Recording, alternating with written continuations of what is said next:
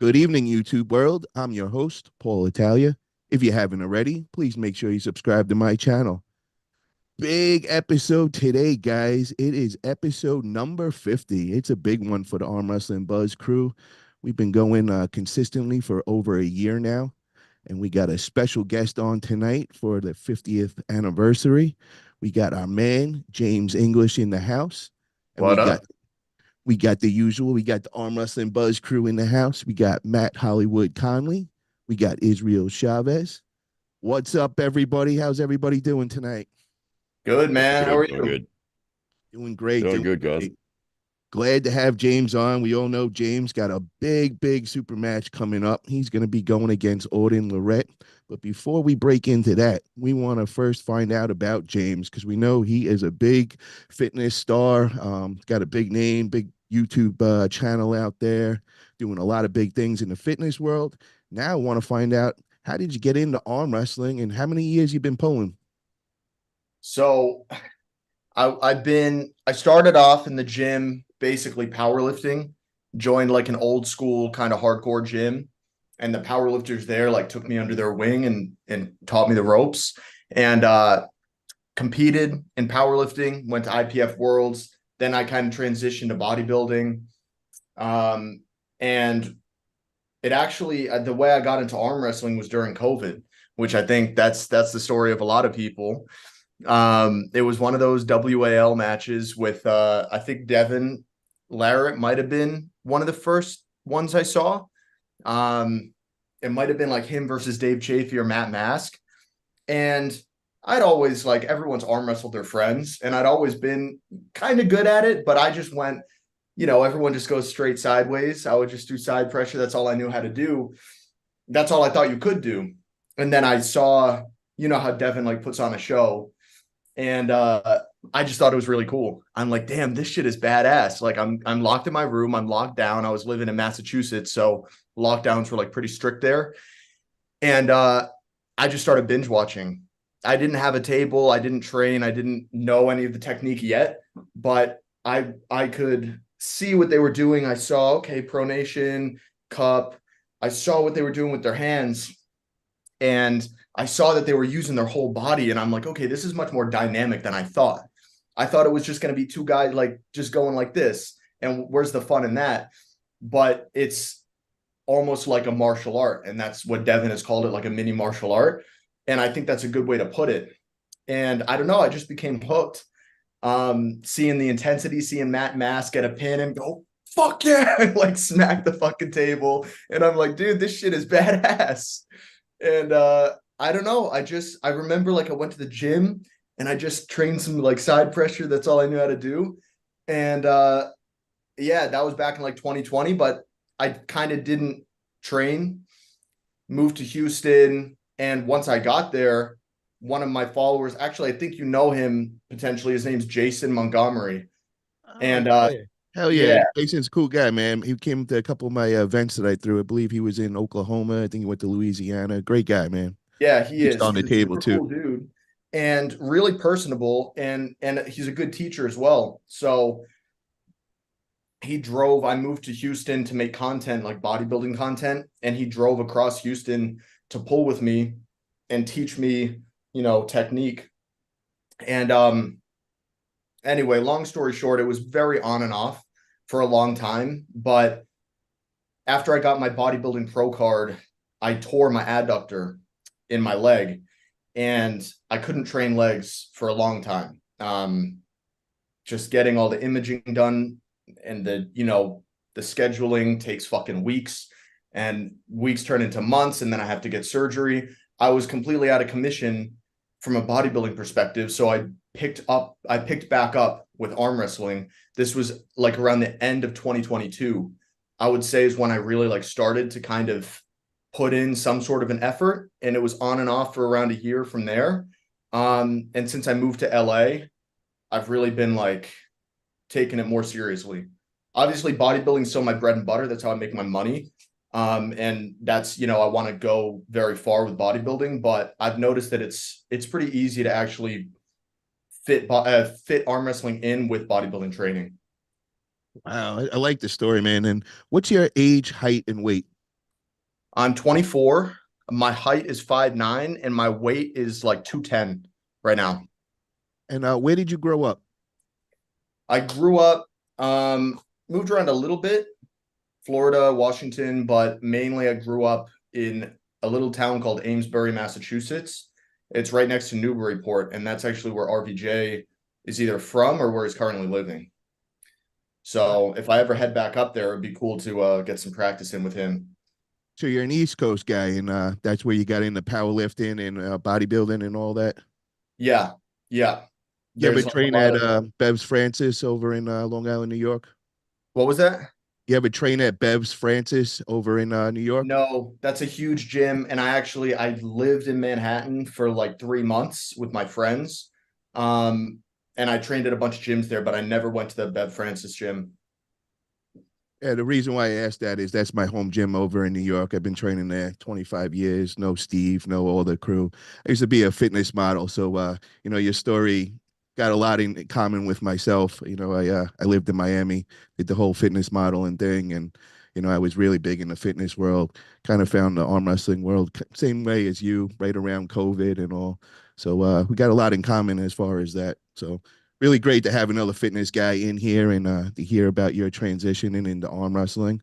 So, how did you do when you first began, man? Because I know we all think we're the undefeated champions at the beginning. Nobody could beat us, and then we find other arm wrestlers, and that's when the humbling starts. So, how did that all start for you, bro? And who was like the first team that you actually got on a table and started training consistent? Yeah, so I'd I wouldn't say I was undefeated before I got into it. There were some guys that beat me here and there, but it wasn't like a huge part of my life or anything. I just, everyone arm wrestles when you're young.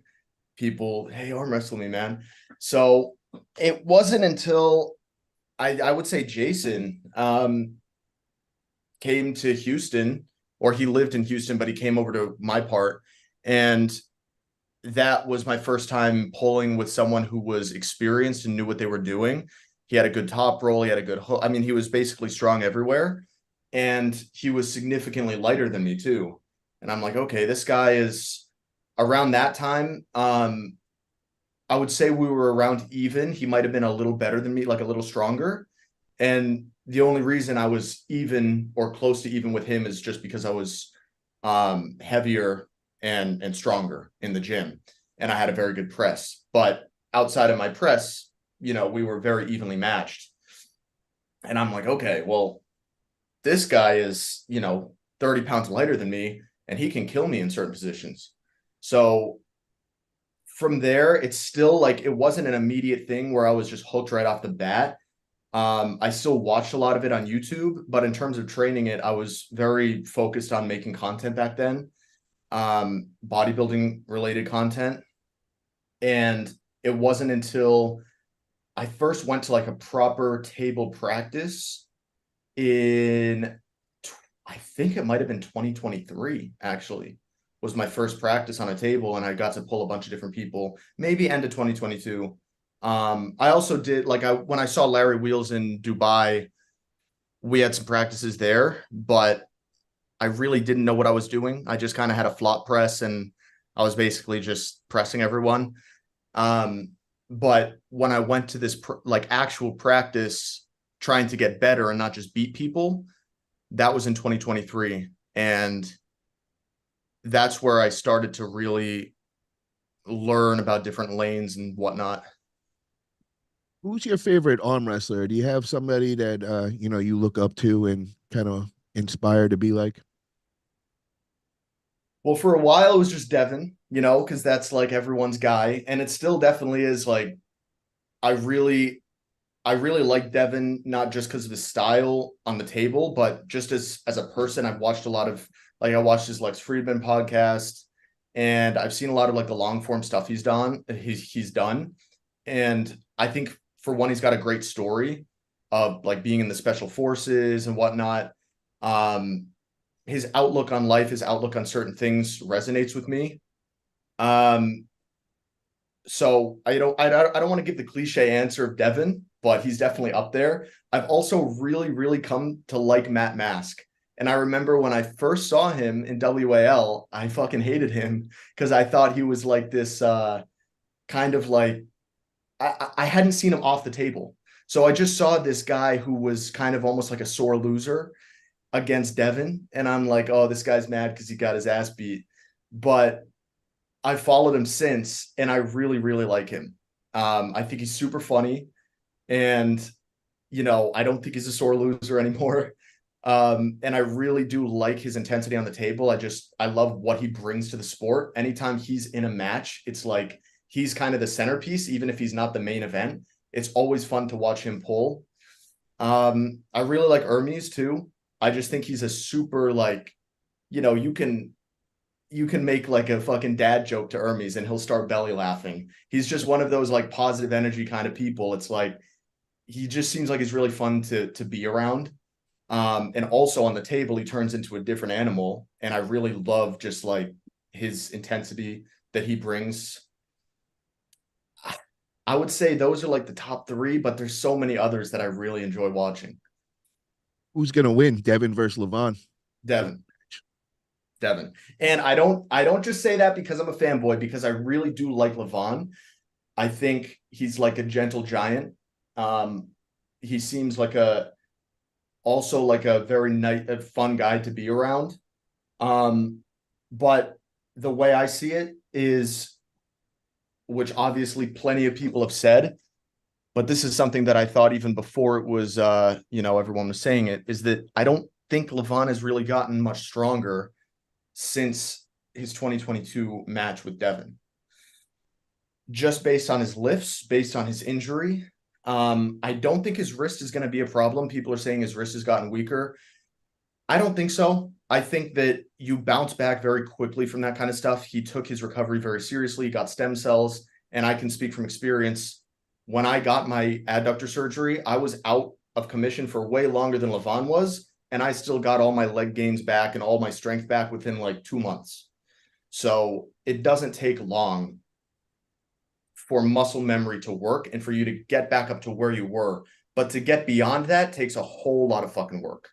And I just don't think Levon is at his all-time peak. I think in the future he will be stronger than he is now. I think Devin is like easily 10-15% stronger in all areas than when he faced Levon in 2022. And people like to poke fun at Devin's stop in round one. Like, oh, Levon just took an extra couple seconds to pin him. Yeah, that extra couple seconds is fucking important, because you saw what happened when Hermes was able to hold Levon for more than just a couple seconds. He gassed out really quickly, and Hermes would have pinned him. If Levon hadn't dragged his elbow off the back of the pad, Hermes would have pinned you. Everyone here agrees Hermes was about to outside just flop him down to the pad, right? We can all saw that. Absolutely. So Devin's stop is not this little trivial thing. It actually means a lot. And I think people are forgetting, Levon said after the match that in round one, before Devin got injured, Devin was the second strongest arm wrestler on the planet under him. So that's coming from the fucking horse's mouth, right? Devin's way stronger now. Look at all of his lifts. Look at the complete dominance over Hermes. And you could say that's a stylistic difference, and sure it is. But I just don't see it happening. I think Levon will probably get him in round one, but I think he's going to use a lot of energy to get that done. And I think Devin's strong point is being able to have the same strength in round 5 that he had in round 1. And I just don't see that happening with Vaughn. You think he's going to King's move? Is that how you see it playing out?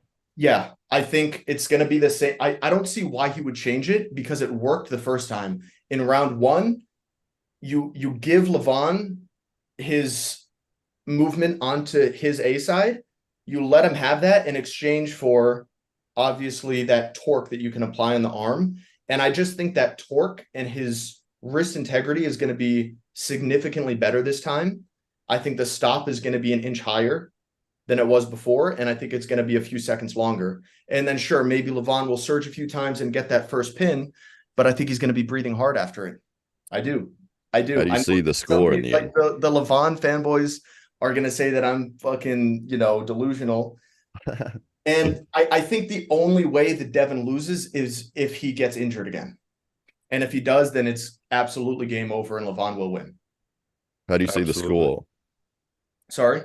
The score. So 6 rounds. What do you think the score will be? I think it's gonna be 5-1. Wow. I think it's gonna be 5-1 or 4-2 Devin. Now, this is all just opinion, okay? Yeah, Levon can just come out and fucking smash him every round. But I really do think that that's Levon's path to victory has to be 4 flash pins in a row. And I just don't see that happening against this current version of Devin. Do you think Levon got back to his original strength level of the first match after this injury? I do. I think Levon he's not a stupid guy. I think he understands the progress Devin has made and the need to get back to his old level. So I think he's done whatever is necessary to get to that old level. And, I don't think he's been slacking for the past however long he's been able to train. What's it been, like 5 months since he's been able to train again? And Something like that, yeah. yeah, guys, I think it's people who have never had an injury before are the ones who don't understand how potent muscle memory is. Like it is so much easier to put back on muscle and strength that you've already gained than it is to put it on in the first place. It's like 50 times easier. It's not even close. So, yeah, I think You Levon is think that's back the worst where thing that could happen if Levine just comes out and dominates and gets another 6-0? That could be the worst thing for him in terms of where do you go from there? If you've beaten the number 2 guy in the world like 6-0 both times, what's the next matchup? do I think what's the question? Oh, if that would be the worst possible scenario, if Levine came out and just crushed Devin and say it was a squash match and a 6-0, what happens then? I mean, for Levine, it's almost the worst thing he could do because there's no more competition in terms Right. of that's the number 2 guy. So he puts himself in a precarious position. Not in Yeah. size. I mean, he gets to compete then 2-3 times a year and do what he's been doing and be the champ. So Yeah. I that would be think great for him. But as far as us fans and the arm wrestling community, we want Devin to win, bro, because then we guaranteed for the trilogy, man, and for that third big one. So, I'm with you on that, man. I'm praying that you're right on this. I'm just not so sure, man, that I just think the gap was too much that first one. I'm not sure that 10-15%, is going to be enough. Israel, what's your thoughts, man? Do you think that Devin is really leveled up that much that he could make this big upset happen? Man, I was gonna say that James was literally said what I was thinking. I mean, I've always thought that the first time around, that round one, I think if Devin would not have gotten hurt, we potentially would have already seen a different outcome. I yeah. really do. And like he was saying, Devin's just gotten stronger. And if Levon is around the strength level that he was before, and we would have potentially already seen a different outcome if Devin wouldn't have been injured, I think this time is just going to be, like he was saying, if Devin can prevent getting injured, I think the world's going to be surprised. I really do. Yeah, I just don't know how a rational person can look at this. I totally understand both sides of Levon's going to win and Devin's going to win, but I don't understand how anyone can say Levon is going to flash pin Devin 6 times in a row, even if Devin doesn't get injured. That just doesn't make sense. Like, if Devin doesn't get injured, yes, of course, Levon could still win, but it is not going to be easy. It's not going to be 6 flash pins in a row. And I stand by that. And I'm willing to put money on that. If Devin doesn't get injured and after the match, he says, yeah, I wasn't injured, no pain, and I still got flash pinned 6 times in a row, then I'm completely wrong. But I think we only saw that complete dominance from Levon when Devin had to completely change up his style. I mean, he went from kind of posting, ready to apply a ton of back pressure and pronation and do the same thing in the second round. And then you can see the muscle shorten right here because it gets torn and his arm goes down and you immediately kind of see him shake his head and grimace a little bit because he knows I just fucking tore something. And then round 3, he goes into a defensive hook, which I haven't seen him do to start a round since like Gennady, maybe. And even then it was kind of different. He was trying to press. So he was only doing that to give the fans a show. He knew he wasn't going to win after round 2. He knew it was game over, but he still said, I want to break myself on the table and give the respect to Levon of not just, relinquishing the last 4 rounds, and also give the people, what they paid for. But I totally agree that even in 2022, when he was 10%, 15, 20% weaker than he is now, I think it could have gone differently if he hadn't torn his bicep. And people will say, oh, well, that's a big if. Levon was so strong that he was strong enough to tear his fucking bicep. And yeah, fair. But I don't see that happening again. He's healthy. He just got imaging done, and they said there's no fraying of ligaments or tendons. There's no tears, no arthritis. So he seems to be very healthy, seems to be very strong. Yeah, that's my view. We got a Now, super chat from oh, Cold okay. Stone for $1.99. He says it's the best of 5, can't be 6 flash pins. Cold Stone, I think it's the best of 7 because it's a title Yeah. match in East versus West. So It is best of 7. Yeah. yeah. So first to 4, yeah. So I'm gonna play devil's advocate. I'm gonna play the other side right now, and I'm gonna give you my argument of why it could be a 6-0 flash pins for Levon. And that is, I think it's the styles, man. I think Hermes, the reason why he was able to make that stop was just the insane back pressure that Hermes has with that load, and then his transition to the press. I'm not so sure that Devin has that stopping power, meaning like that back pressure load as powerful as Hermes. Would you agree with me or disagree with me on that one, Matt? I agree, absolutely. Yeah, I mean, styles make matches. Hermes in that position. It's really kind of frustrating to watch that with the elbow foul restarts. And as James said earlier, Hermes was on his way to a pin several times in that match, and the foul is what restarted it. And it's so annoying to see, Hermes work so hard to get that stop and hold it there for a few seconds, work his way into a position, start the transition, start pushing back. He's heading towards the pin, and Levon just drop off the back of the pad and, oh, let's restart and do it all again. It's like I just used all my energy right there getting that stop. And damaged myself. He literally was like giving himself so much connective tissue damage that probably took months to feel better from, just for Levon to fucking foul himself out. Yeah, incredibly frustrating. But yeah, I don't see Devin having boosted enough in terms of his strength to be competitive with Levon. I think it's going to be a straight 4-0. But I'll be very excited if Devin can prove me wrong. Yeah, the Now, reason why I'm what thinking do you that guys think about the weight? Because Devin's saying he's not going to necessarily come in as heavy. You guys think that's going to play a factor?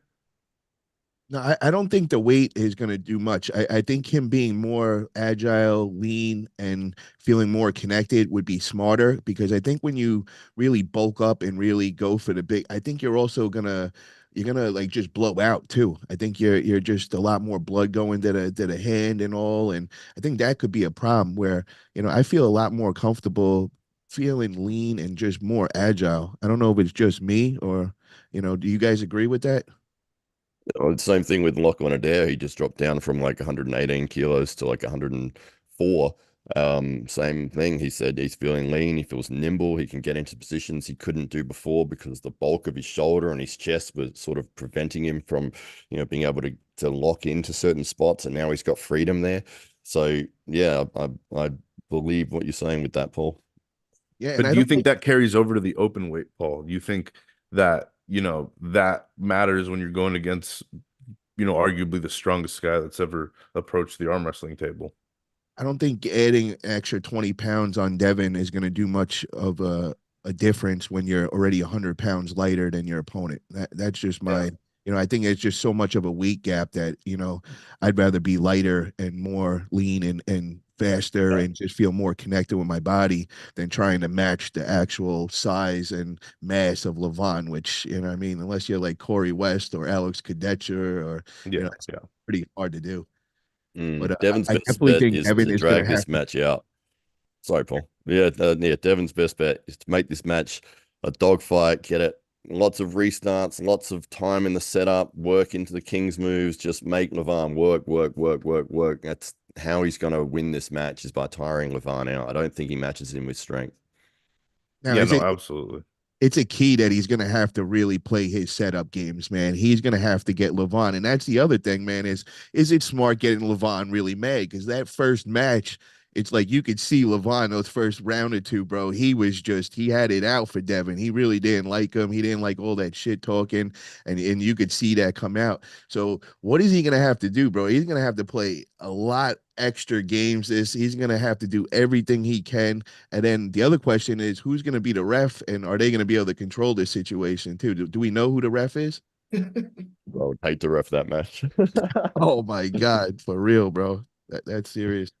Every time you see a Devin Larratt match on YouTube and it's like an hour long, you know that 90% of it is just him saying, "What the fuck are you talking about? My webbing's too high."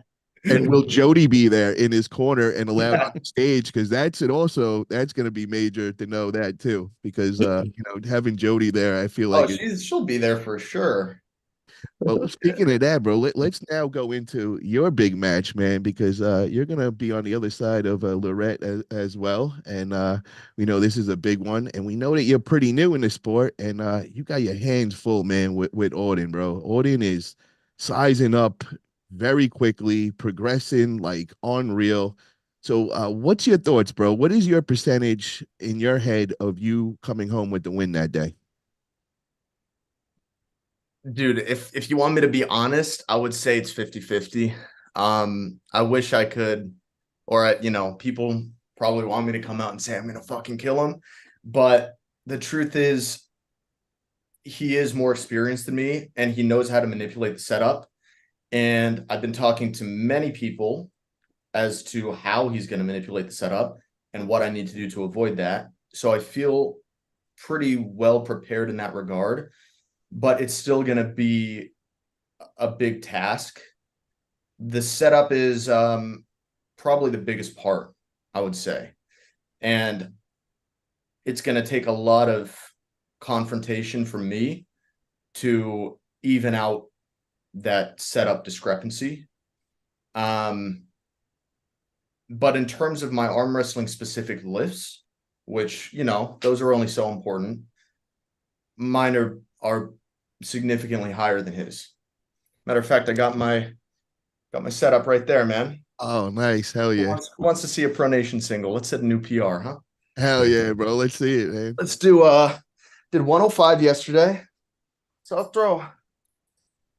I'll be nice about it. I'll just throw on a 2.5. All right, we'll do 107.5 right here. This is gonna be real nice and easy. Oh, well, one problem, bro, with you being an arm wrestler, man. Your legs are too fucking jacked, bro. Like, what's up with that, man? You gotta skip leg day. So that when arm wrestler is when I, have to post against the table and push my leg against it, I got some strong fucking legs to put on there. you ain't playing, bro. You got some serious wheels right there. All right, this is gonna be this is my pronation strap right here. Nice. Giving it to you guys live. If I fail this, you gotta fucking delete this video, Paul. You got motivation now, man. You got this. You got this. Nobody watch until he gets it. This is the first time on the Arm Wrestling Buzz Show, man. We got an active lift going here. So let's everybody click the thumbs up for this one. 107.5, wrist kick back, rise. Yeah. Okay. Yep. Lightweight, get it? Oh, that's so easy. I could hold it here all day, Paul. Wow. What do you got to say to Auden right now, baby? I could do fucking curls with that. That's like, come on. Auden, if you're watching, you know what? brother, I'm going to have to reconsider the 50-50, man. I think it's Uh-oh. more like 90-10. He's I mean, that was spicy. That was so easy. You might want to go take a look at that 2022 match your dad had with Levan, see what happened in round 2. You don't want that to happen to you, man. Big words. Love it. Love it. You man. made that look easy, man. Yeah. For real. So what I want to know, brother, is what is table time looking, and then how many times have you competed before? Have you you had the tournament experience in competitions? Yeah, so table time, up until I got this match announcement, I would say I probably had only been to like maybe 8 practices in my life. And since I got the announcement, I've been to more than that. And like I've probably been to like 8 or 9 in the 2 month span since, or 6 week, whatever it's been since I got the match announcement. So Wow. I've been pulling a lot. I've been doing my daily singles. I've been doing my rehab work. My lift progression, or my not my lift progression, but my I guess workout style is very similar to what Devin and Auden do, but I also incorporate some heavy, higher rep arm wrestling specific workouts into it. So Devin and Auden, they basically just do heavy singles, light rehab volume, and table time. I do those 3 as well, but also twice a week, I do more almost like powerlifter style workouts where I'm doing heavy sets of anywhere from like 10 to 20 and actually reaching near failure. And I feel like that's good for muscle growth. Because I know it's not a bodybuilding competition, but at the end of the day, a bigger muscle has more potential for strength than a smaller muscle does. So I'm trying to not only put on strength, but also put on more size that can become strong. And So how yeah. is it as far as your tendons and all? Are you really sore after practice? Like how many days of pain are you feeling after practice? I'm just trying to see where you're at as far as, when you first begin that first year, usually you get tendon pain for, 3 to 4 days after practice. Are you experienced that now? You remember what it was like? Because you bodybuild, obviously, from the looks of you, you're still into it. Do you remember when you first started pulling on the table, how it felt to bench press the day after? Oh my Couldn't do it. God. Yeah, toothache, man. Dude, last time I went to table practice, I hit a bench PR the day after. And I pulled for 2 hours, mainly right arm. And I wasn't going easy on myself. I was going up against, there was one guy there who, when I first joined Mendy's gym, he beat me. Not convincingly, but he beat me. And then this time I was just basically playing with him. And I don't say that like egotistical, anything like that. I'm just saying that's a marker of my progression. That someone with long levers, this guy's like 6'2", long limbs, big hands, thick hands, and he top rolled me last time. And this time I let him hit every time. I was pushing his hand up my hand to give him higher webbing. And I said, go ahead. And he would put everything into a top roll, and I just contained it and then top rolled him. So Do we have a name of this guy? Do you want to say his name so we could kind of I would, but I don't have to? actually know his name. I don't think he's as experienced as Auden. I don't want to say he's on the same level as Auden or anything like that. I'm just saying this guy beat me a few months ago, and it was way different this time around. I'm trying to go against guys that have longer levers, and I'm always giving myself the buckle, and I'm always giving them a higher hand, and I'm not even fighting for setup because I want to be comfortable in that position. Now, obviously, when I actually do the match with Auden, I'm going to fight tooth and nail to get every millimeter of position that I can get. So it's almost like training with one of those oxygen deprivation masks on. And then when you actually do the competition, you take it off and you feel like fucking Superman. Like training in Colorado, man. That's what I used to do. We go train in Colorado, Yeah, mile high up, and then you go somewhere else, and it's like you could do double everything you did in Colorado. exactly. Yeah. The other You thing that know, I would give you a tip on is take off the pad, the elbow pad on your side when you're arm wrestling, because it's going to Mhm. give the other guy another 2, 3 inches of height. You know what I mean? And that's pretty much what you're going to be dealing with Auden. So, when I would be training with my coach, Bob Brown, if I was ever getting ready for a taller opponent, we'd always get rid of my pad and I'd have to deal with that long lever and all that. So That's a good idea. I hadn't even thought of that. we Yeah. got a super chat in from Metal 365 for $5. He says, Metal be upon ye. Let's get the buzz. Thank you for that, Metal. Appreciate that, bro. And yeah, bro, I'm really looking forward to this, man. This is gonna be a good one. You're obviously, jacked fitness guy, powerlifting background, and Auden, man, he's got that tall, long, levered body and all, and really arm wrestling, you know, uh, genetics. So it's gonna be real good to see if you can overcome him with the strength, and even though he's got the experience on his side and all, but I'm really curious to see how this all plays out. Now, the only thing is, what is Orton weighing, man? Because I know at the last match, I think he was up to 214, and whenever I see any videos going out there, it looks like he is just eating everything in sight. So, do you have any idea what he's going to be coming in that day at? And is there a weight cap or anything? There's no weight cap. I don't think he would have taken the match if I'd done a weight cap because he's so intent on getting just big by any means necessary. I've been there before. I was dirty bulking after my surgery. After I was back in the gym, I was like, oh my God, I got to get all my gains back. So I was blending up Oreos and brownies and mass gainer. I was doing everything. So we actually had a pretty long conversation on DMs. I like Auden, by the way. Like, I just wanted to put that out there. I got nothing but respect for Auden. And I actually wanted to head up to Ottawa. They live there, right? Ottawa. I believe it's right in that area because that's the high hookers. Yeah. Yeah. So I was gonna head up there. I was gonna film some YouTube videos, get some practice in with him and Milo and Devin, and go to the Ottawa High Hookers. And then we got this match. So obviously I'm not gonna be practice pulling him, but yeah, I mean, me and Auden talk here and there, and he said he's like, oh, I've hit a weight plateau. I probably won't come in heavier than, I think he said 220. I think he might be telling the truth, or it might be a little bit of manipulation. What I'm expecting is that he comes in around 230. I was just about to say that. You just read my mind. Wow. Yeah. 230. Yeah, Oh, I mean, man, bro, you see how he's eating? You see the meals he's putting he had a up? fucking 6,000 calorie breakfast, dude. Like, Yeah. He what's ain't up playing, with man. that, man? So, so I'm probably not going to come in, and this is me being honest, I'm probably not going to come in much heavier than I am now. Probably going to be around 210. I could try to like dirty bulk my way up, but I have to consider my health as well. And I have to consider bodybuilding as well. And if I just get fat for the match, just because I want to see a bigger number on the scale, I don't think it's going to do any favors for my endurance. I have pretty good endurance right now, but if I were to come in with an extra 10 pounds of fluff, it might not be as good. And I just don't think it would help my strength that much. So I'm still eating, I'm still trying to eat a lot, but I'm clean. I'm eating much cleaner now. I'm not doing all the blending of pastries and whatnot. So yeah, I think there's going to be a weight difference, probably 20 pounds. When is the match? June 15th.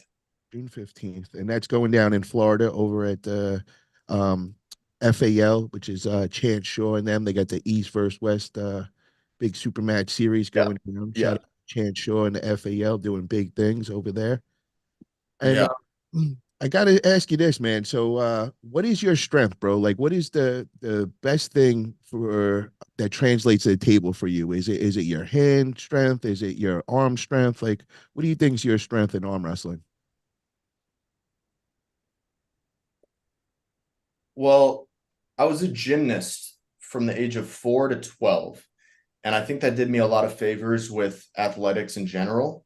I got to stop you right there, bro. That is the biggest translation for arm wrestling, I believe, bro, because your hands, your tendons, and at the age of 4 to 12, I mean, everything is just developing then. So you training your tendons that young is gonna really, really make you progress very quickly. I know a bunch of other guys that came from that gymnast background, and they are just killers on the table. One of those guys is Austin Jennings out of Texas, which I think he's in the Houston area. You might know Austin. Yeah, no, I know him. I know him. Yeah. He was a gymnast. He's a lightweight guy, and I think the other guy is Damon Schlosser from the East Coast. I think he's another one. I think he's in around that 176 class, and I believe he's got the gymnast background, and he just murders everybody. So yeah, that definitely translates great over to arm wrestling. So I'm Yeah. assuming you got a very strong hand, and also because gymnasts and powerlifting together, so your hands got to be pretty developed and all. Yeah. And it looks like, it might look like I have a bit of a small hand, but I actually don't. I just have very thick kind of thumb pads and just very thick hands.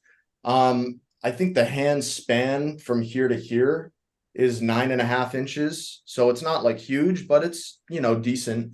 And then from here up to here is about 8. So I do have pretty strong hands. Gymnastics, I think the tendon strength thing you said couldn't be more true. If you ever just look at like a Maltese or an iron cross on rings, you guys know what an iron cross is. That's like straight up lat strength and tendon strength. And yeah, I just think for anyone out there who's got young kids, I would suggest you put them into gymnastics and see if they like it, because anything they want to do in the athletic realm when they get older, they're going to have a big head start.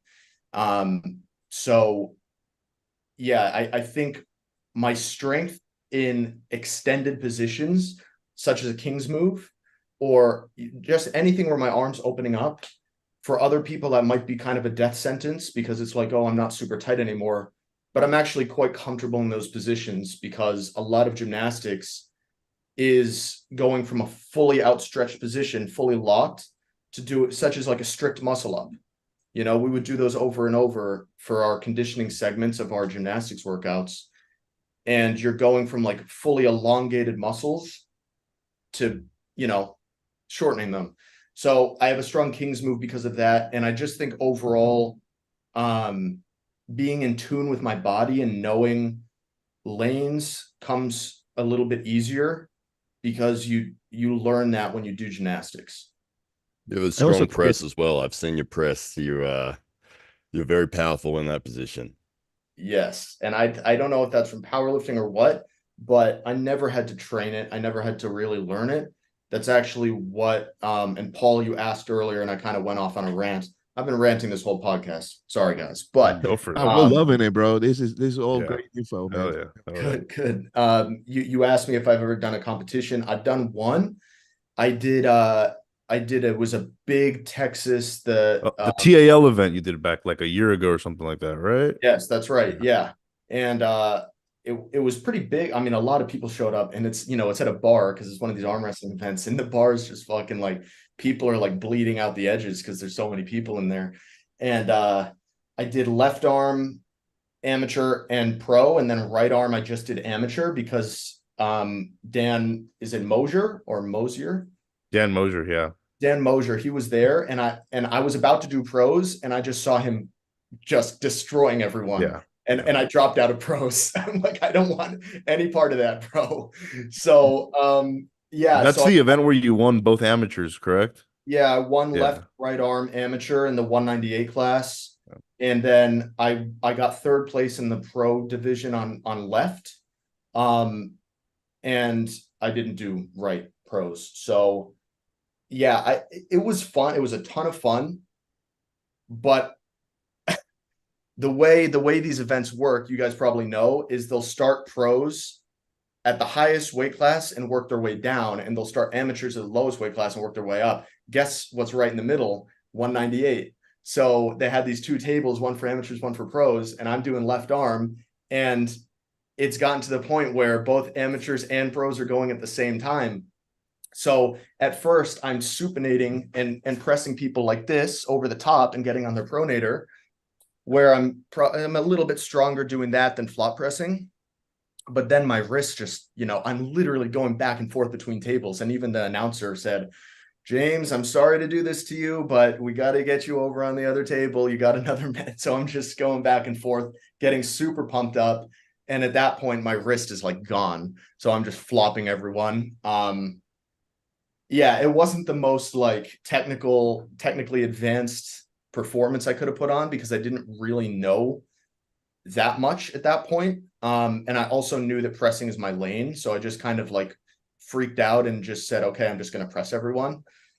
Going back, I almost wish I could have treated it more as a learning experience and tried different lanes against different people.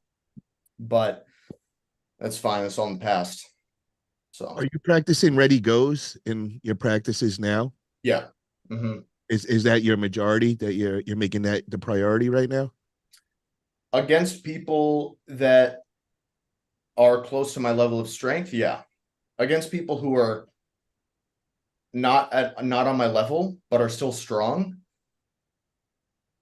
it's like when I do a ready go, there's no point in flash pinning a bunch of people that are not on my level. So I let them have basically everything, and then I let them work as much as I can, and I just practice different lanes, practice just kind of feeling it out, feeling what feels strong, where they feel strong, how to get out of it.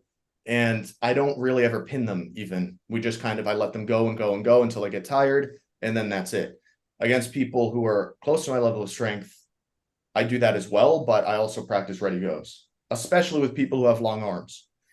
I would like to see you make that your priority now, bro. Like every practice, 90% of that practice should be ready goes. You're at that point where that's what you need to master right now. You only got limited time to June, and I think that's going to be your key, bro. Is all on the setup and those ready goes, and that's make that the priority. And the other thing is, bro, I got a little something going on in my forearm right now, but I want to get that worked out ASAP. I'm in recovery every day, and as soon as I get that worked out, and we even want to get you coming up here. We're up in North Cal. That's me and Israel, and we got a strong team up here. We can help you guys, help you get ready and work the ready goes with you.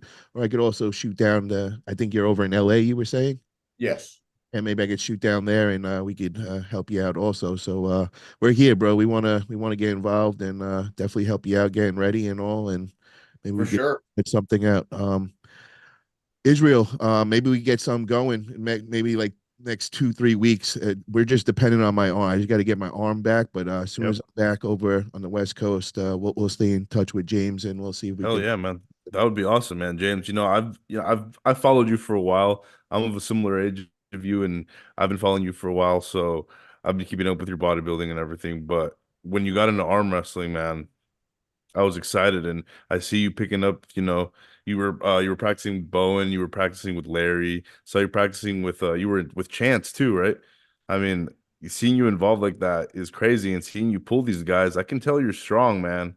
Like, I don't think the strength gap is going to be big between you and Auden. If anything, I really believe you're going to be the stronger man. So you I know I'm going focusing to be the on, stronger guy. yeah, yeah. So you Just you going to be more focusing on experienced. exactly, exactly. So I think you focusing on those ready goes and getting out of bad situations is going to be the best thing for you because strength you don't need anymore, man.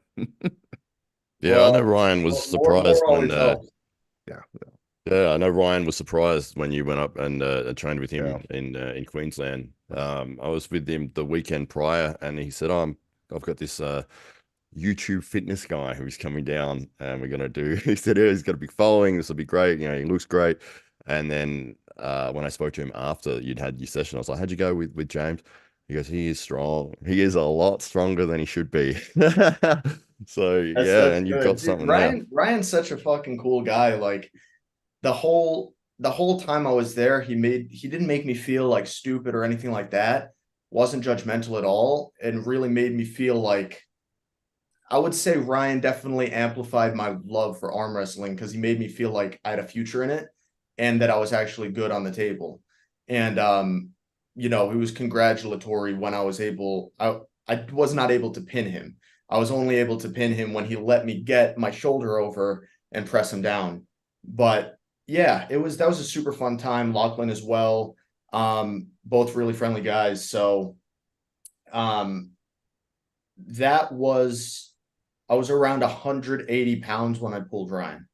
Wow. 180, and Wow. I had been injured in my leg region, and I had not been training as hard in the gym just because I'd been injured, and I kind of, you get a little depressed when you get injured, and you just kind of fucking can't muster up the energy to train as hard.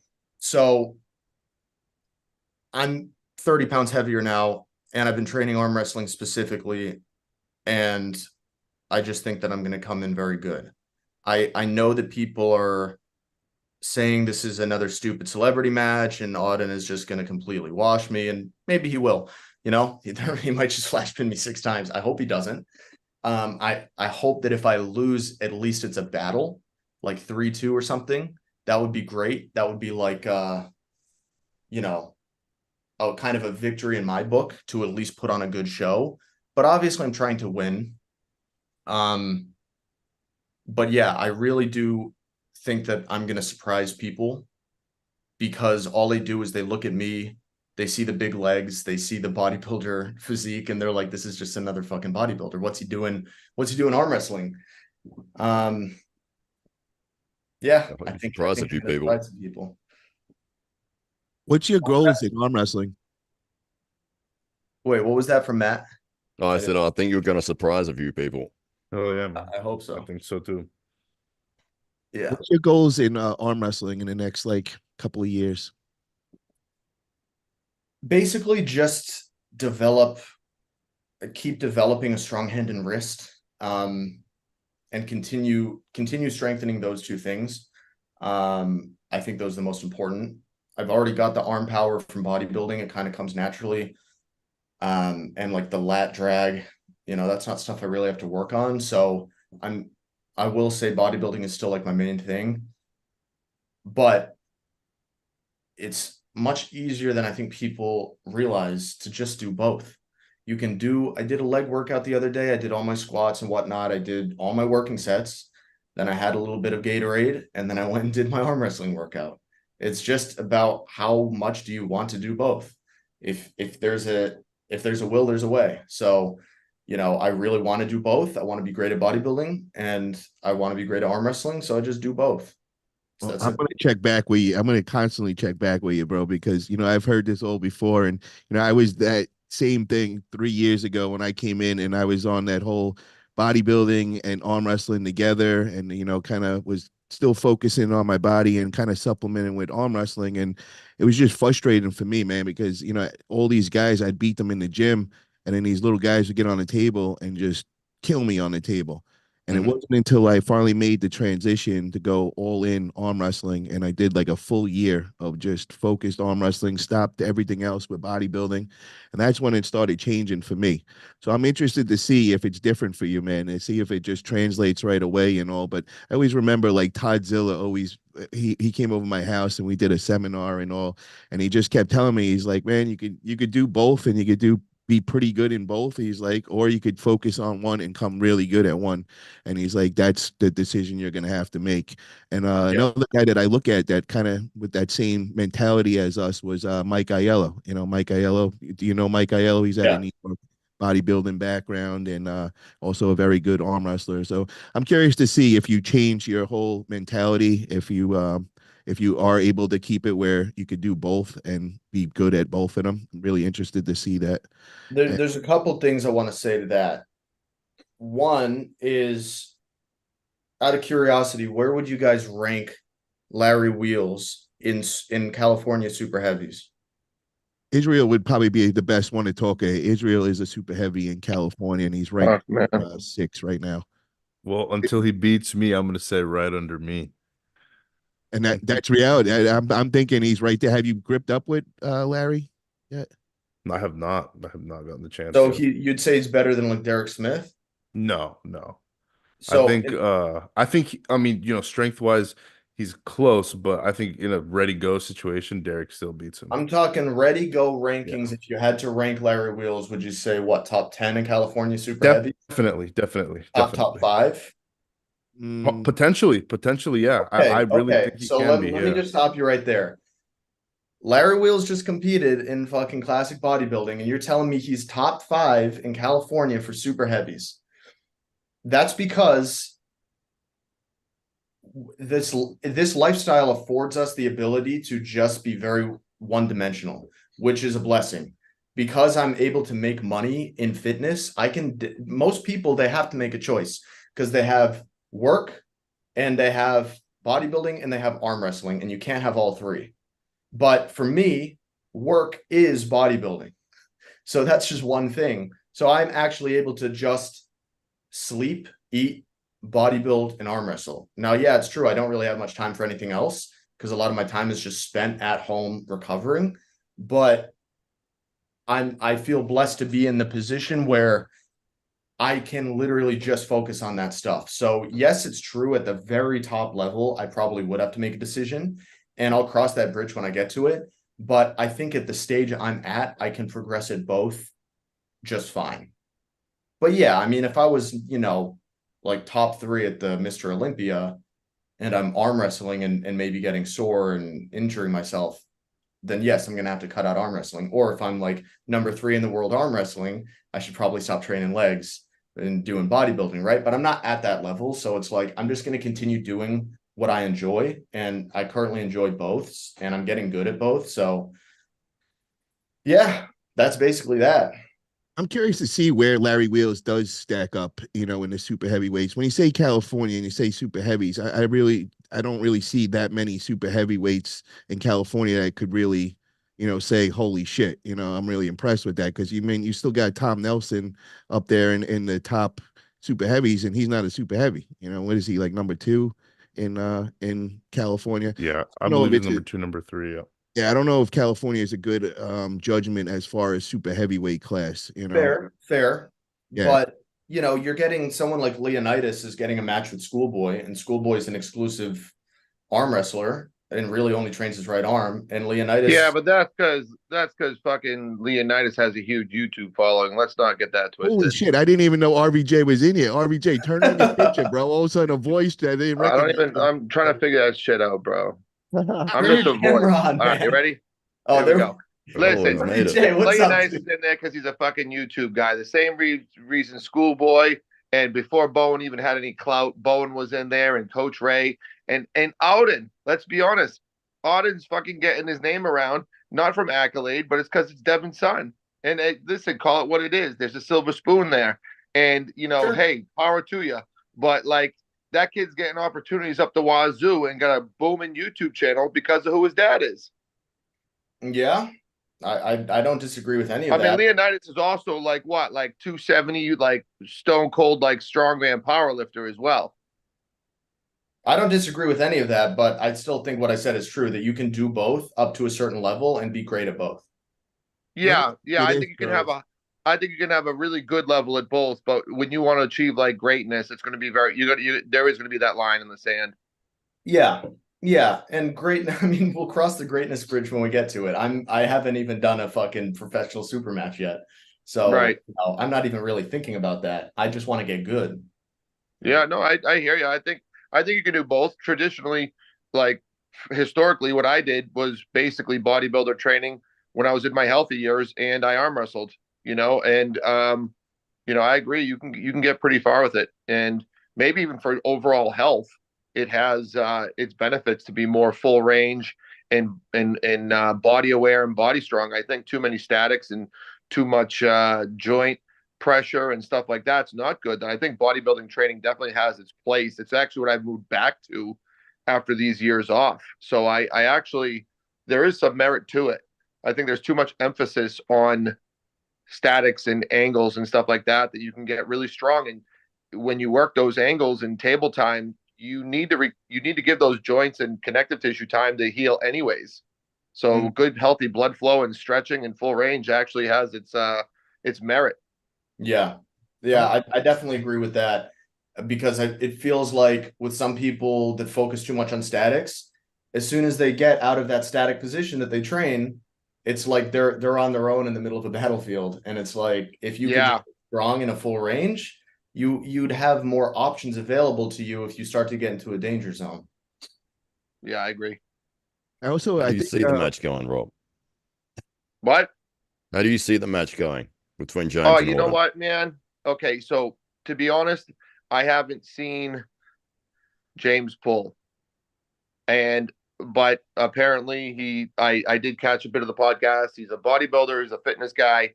He does gymnastics, which if you're doing gymnastics for a long time, you're gonna have a very good level of overall body strength. You're not just gonna have a good looking physique. So he's got a good level of strength. The problem is, and my one problem is I think right now Devin and crew are making very calculated moves for Auden.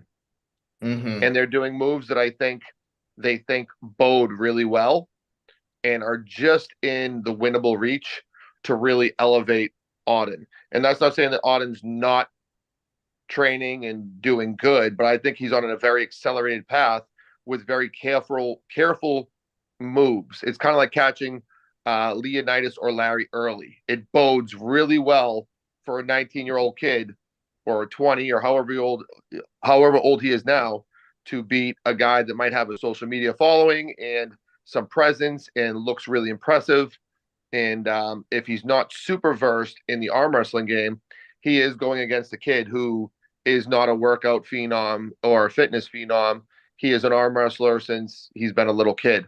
I think you're going to find yourself with all your strength, at the very least, in some very uncomfortable, weird positions.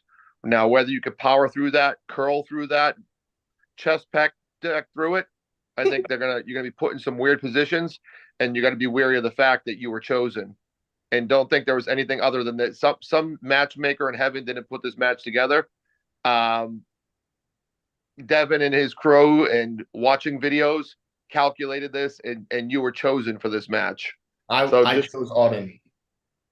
You did, but it had to be agreed upon.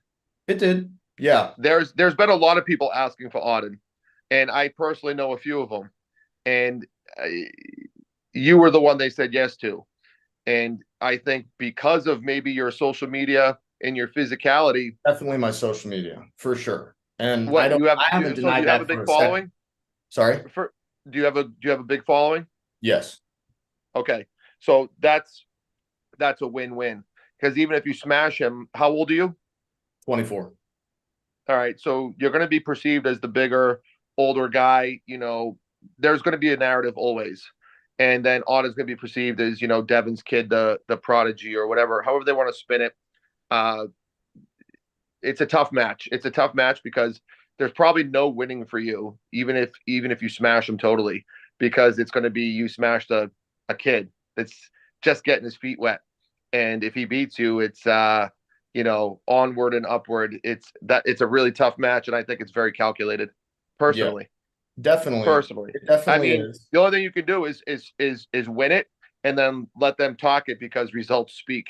But yeah, I'm not too worried about that. I get what you're saying, and I've thought about that too, but I've also seen the comments of people saying this is just another fucking stupid Instagram bodybuilder who's going to get his ass kicked by Auden because he doesn't know how to arm wrestle. So I actually think maybe among my following might think it's a little unfair for Auden because they see me as the bigger, older guy. But I think for the greater arm wrestling community, they see it as the other way around because they don't really know who I am. And they see me as just some bodybuilder who's maybe dabbled in arm wrestling a tiny bit, who's obviously going to get fucking smoked by Auden. So I think even if I don't win, even if I just turn it into a battle where it's a very close fight, I think it will surprise the greater arm wrestling community personally. I think I'm on that outlier mindset, because I know that you can just be a very strong individual. And if you have your faculties, if you've got a good, strong wrist and hand, which if you're a gymnast, I'm assuming you do, and you're capable, your strength can trump your technique, and you can put a good arm wrestler in some funky spots and beat them, and I know I did it. I came into this sport and was beating top pros right out of the gates because I had just great strength from the get-go. And you could upset him and beat him. I'm not one of the ones that goes, if you're not a lifelong arm wrestler, you can't beat this kid. I'm believing you're stronger than him, and I believe he's more polished in the craft than you. So it's going to be tricky, and there's going to be a lot of games. I believe that it's not that you can't beat him. I just believe it's a very calculated move, and they're setting you as a stepping stone. Just know that you have been chosen as the stepping stone for Auden. So you got a choice to cut him off on that one lane traffic and you advance and he moves back, because that's what we're on here is one lane traffic. Yeah, and look, it's a great opportunity for you. He's not just a kid. He's legit. Yes, especially it is, James. Where do you consider your level at right now? Are you past that amateur level? Are you mid-level pro? Like, where would you put yourself at? Or do you even know? Dude, I mean, I've done one competition and I just flop pressed everybody. It's not a great gauge of my level, but I will say I came into that 198 class and I weighed around 185. And I beat everyone in amateurs. I placed third in pros, and I was, probably like 30-40% weaker than I am now on the arm wrestling specific strengths. Give me an So idea. How many people were in each class in that amateur class that you won, and how many were in that pro class you came in third? I'd have to say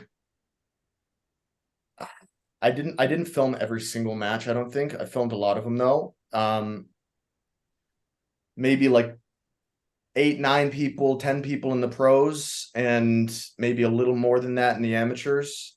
But this is just going purely off memory. It was a huge competition, and a ton of people competed. And This one, was at the TAL last year. yes, yeah, and it was like a big one. All the people at the practice I went to were saying, "Hey, dude, you have like a pretty good, grasp on the table. You should do this just for experience and see how you do."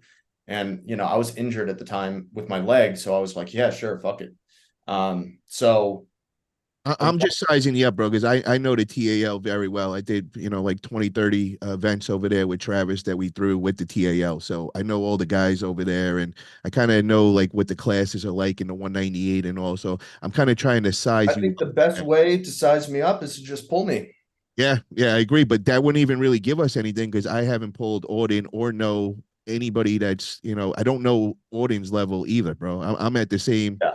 point as you, man. Like, before the Nanya match, I was also up there, talking to go against Auden next and wasn't really sure what level. I was kind of surprised at his performance against the Whisper. I Yeah. thought that was going to be a lot closer than it was. Were you surprised at all? And have you Yeah. with the Yeah. Whisper? I was surprised. I haven't pulled a Whisperer. I've tried to, but I think just scheduling hasn't worked out.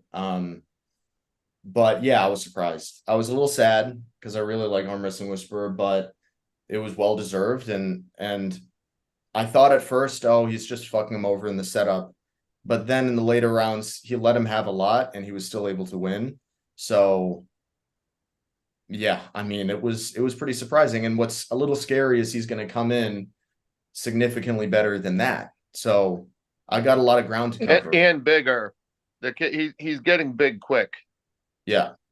I But agree. so we had a conversation. I don't think you were here for it, Rob, but me and him had a conversation in DMs, and I kind of tried to like dial him back a little bit on that. And I think he heeded my advice because I said, look, man, by all means, get as fucking fat as you want for our match. But after our match, I think you should tone it back a little bit and do more of a lean bulk because, especially as a natural, you're eating all these calories. Your body cannot physically put on muscle that quickly, and you're going to force yourself into a higher weight class competing against guys who have been slowly adding this muscle for years and years and years. You're going to be 250 pounds with a high body fat, and they're going to be 250 pounds pretty lean.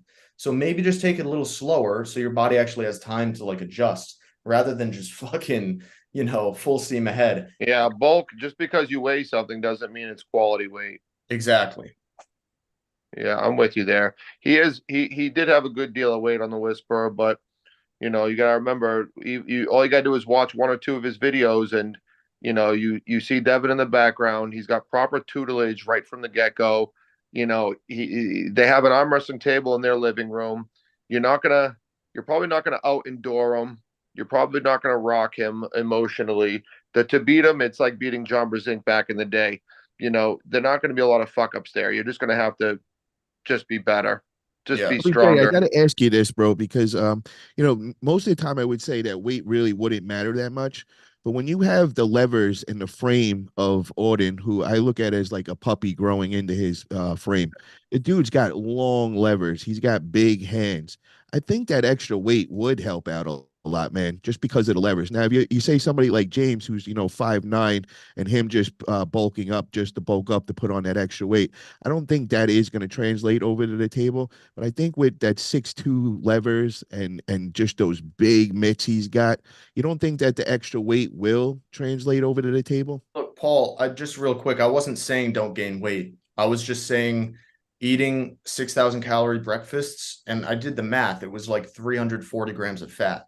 Yeah, that doesn't I make mean, sense. Yeah, yeah, it's cool for an Instagram video, and it is great to hype up the match.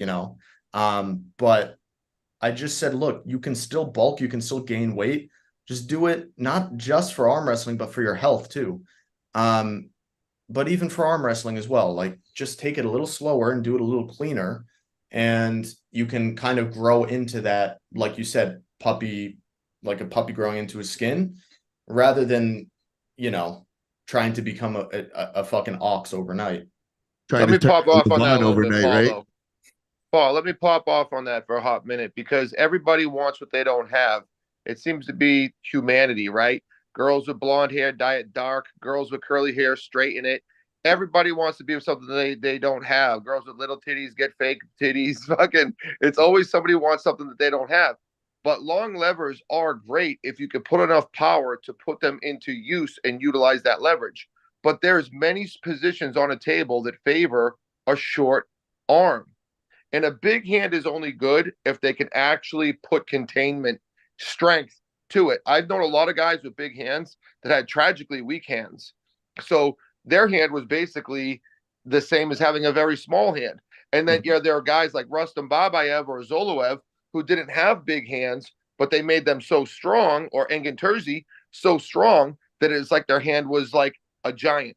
Engin So, had like small a hands. short lever is absolutely when it coils in. If you coil in, the short lever now has all the advantage. Think about why you don't see guys with ultra long arms winning bench press competitions and curl competitions. If you can curl that You in, gotta get the that, short lever is the king. but you gotta get that short lever inside, bro. And when you got a Well, that's part lever of the like game, but that, it's not just. But if you had your hand and wrist strong enough and you could curl that in, people say, "Oh, the frame, the frame." Yes, if they can use, but that's just like boxing. If but someone's got a long do arm you and they can think stick that a the jab best, and keep someone at range, but then do it we would be think the the best rangiest arm guy wrestler on the wins. planet, son, it does not have a developed hand and strong hand and all that?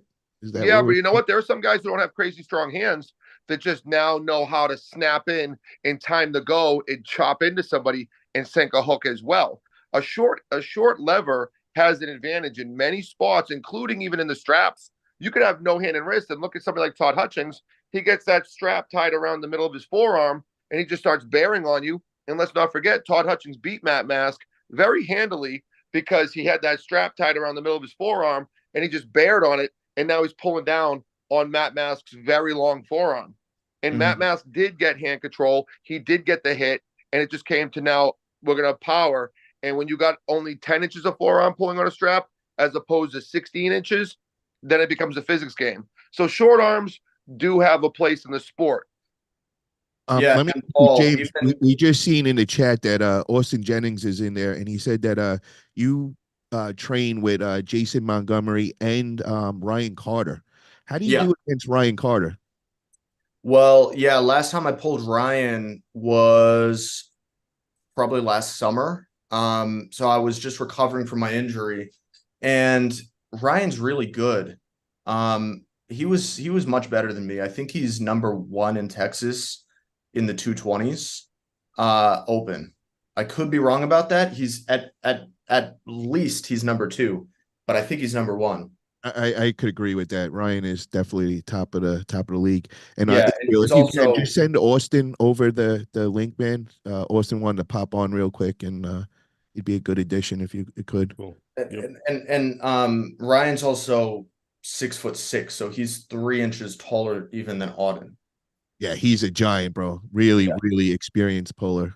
Really, really. Yeah, when I was able to get him inside, there was a couple times I got a pin on him, and obviously every time he let me get my shoulder over, I was able to pin him, but that doesn't happen in a real match. So it's like I don't really see that as like I ever pinned him. I didn't really ever pin him. He just How's your hook? Because I know you're a presser, but how's your inside game?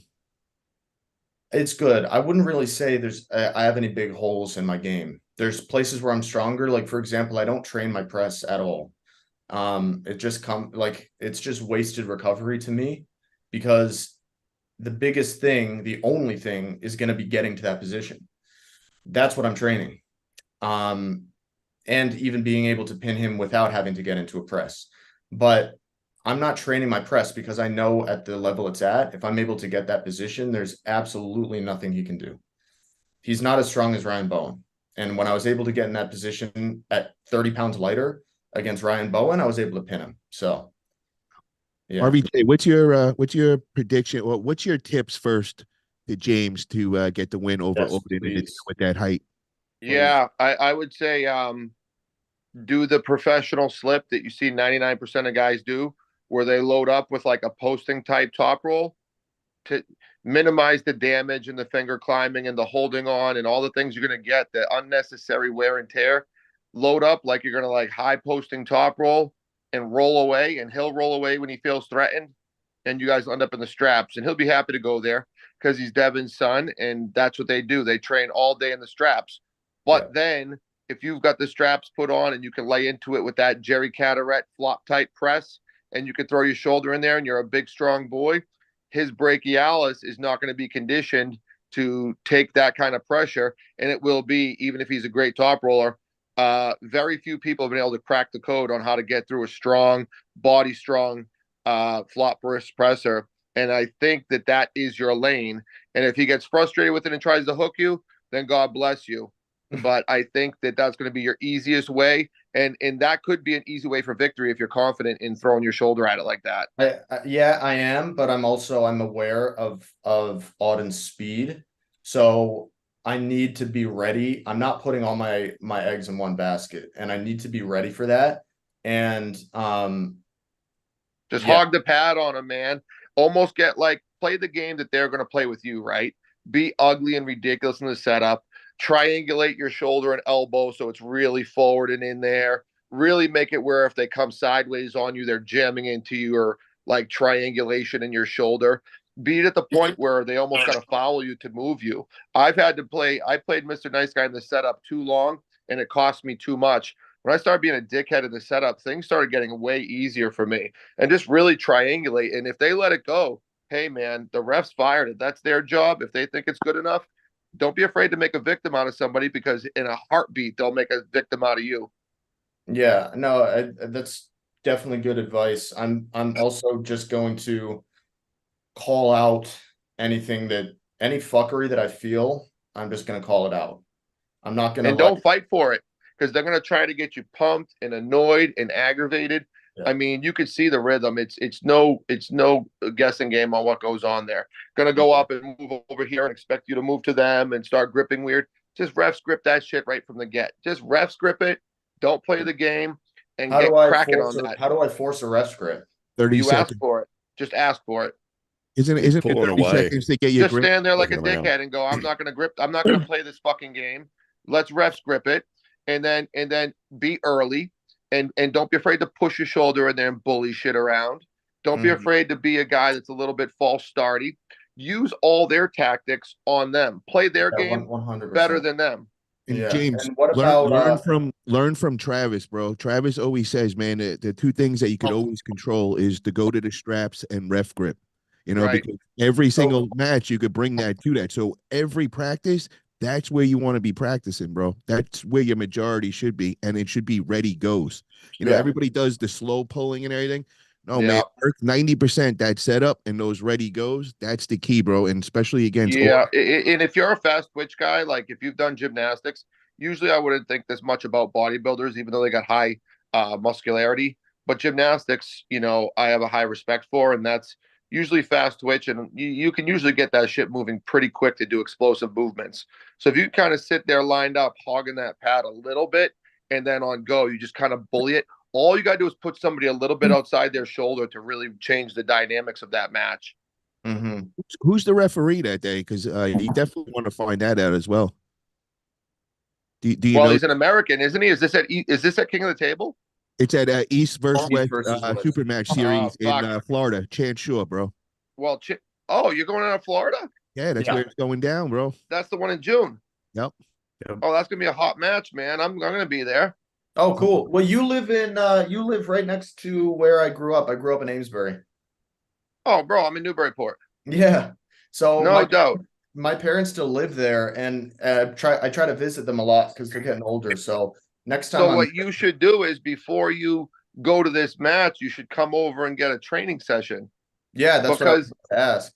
Because then we can at least get some gauges and see where you're at, because I'm training for this shit. And the reality is, I think down there you're going to get Tim Talmadge said he's going to ref. Tim Talmadge is he just refed at Arm Gods. He's everywhere now. I feel like he's very fair. He's an American, so you're not going to get juiced by no star fucking from Canada or any other countries.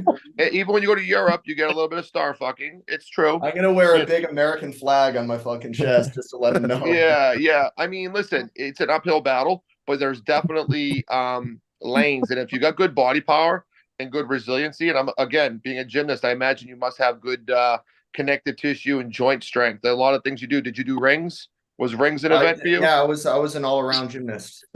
So what, like floor exercise, pummel horse? Did you do all that I shit? did all six, yeah. Oh, so yeah, dude, you've got good joint strength. You're good to go.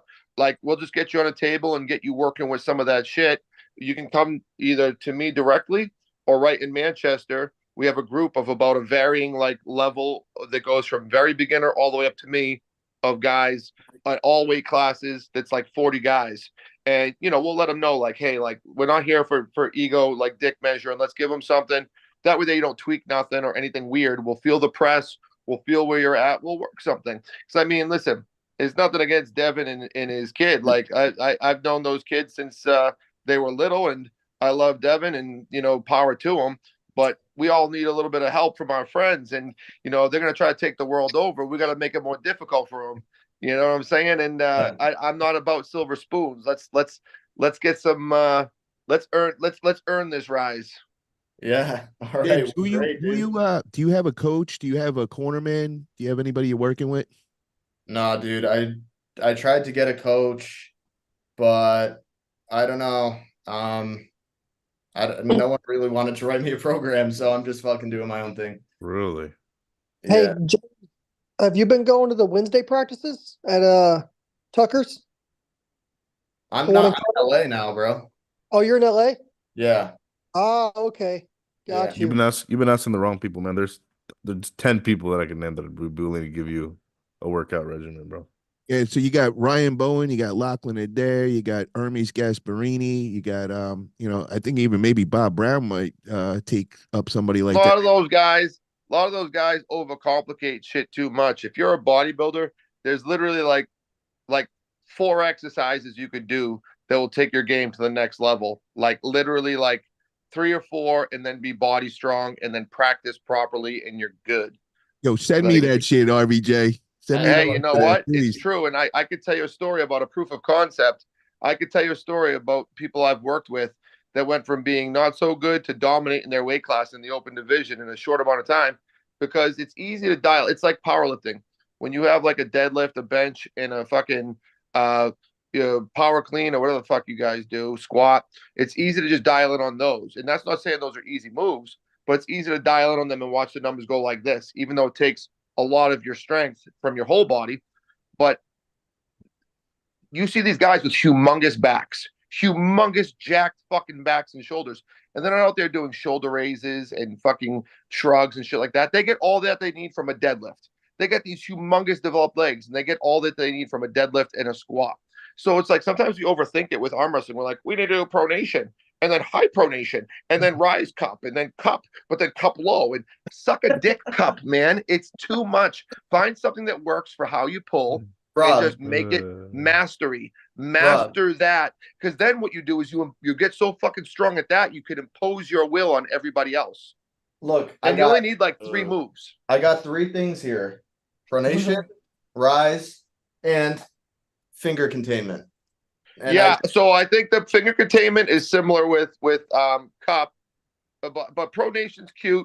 You can get by with just cup, because then you can turn people how you want and press them, or a little bit of the rolling. I would add in like good strong, like something with a hammer curl. Make your curl strong and people can't open your arm. Yo, Make your curl RBJ, retarded. for the cup. RBJ, for the cup, is it the wrist max, or is it better using the metal one that's flat? Wrist wrench, right? What do you think is the wrist max? I think it's going to be okay. So I switch it up depending on what you feel, because you will get used to handles, and sometimes I like to focus on different parts of my hand. So like sometimes I want to hit the upper. I want to get this shelf where it's the shelf open. Where do I? So listen, I got all these really nice handles, and I go back to some gangster ass bullshit handle that's similar to that I made out of wood. That's a nice handle. Well, but I Very got to tell nice. you, RVJ, you're right with that, bro. Because when I first started and I was getting coached by Engin Terzi, I was so proud to show him my 2,000 handles that I had every handle made from every. You know what he said to me right away? Paul, Piece throw of two those by all four. out. Those are no good. Get a piece Yep. of wood, drill a hole through it, and you're good. That's all I have. And Well, that's what I did. I got a hole, and just the way it feels in my hand and the wood and the angle and the length, for me, it's perfect. And I've had it for a long time and I can feel the numbers. But at the end of the day, if it's something that translates to how you pull, now if you're not a containment puller, if you're gonna be a guy who's gonna roll away, you're wasting a lot of time with all this shit because you're no longer this guy. Go study Jason Vale. He never had none of this. He just made his back pressure so strong that once people were tied to him, he could just pull in the straps. So don't waste your energies doing dog shit that don't equate to how you pull. Make your wrist like just dial it down to like really basic moves. Biceps, you can never do enough of, in my opinion, because you're always being opened up some way, left, right, center, leveraged from your bicep. That's how Todd RVJ, Hutchins lost his match against DeVete. He got dragged out on his bicep. I have a quick RVJ, question for Rob. So just I hold know. on 1 second. 1 second. I just Okay. want to ask Okay. real quick to RVJ. He's 5'9" and he likes to press and go inside. Who's a good person for him to start looking into and kind of like learning from? Is there somebody that's got a similar style and a similar structure? Well, he's all the way out there. He's all the way out there in California.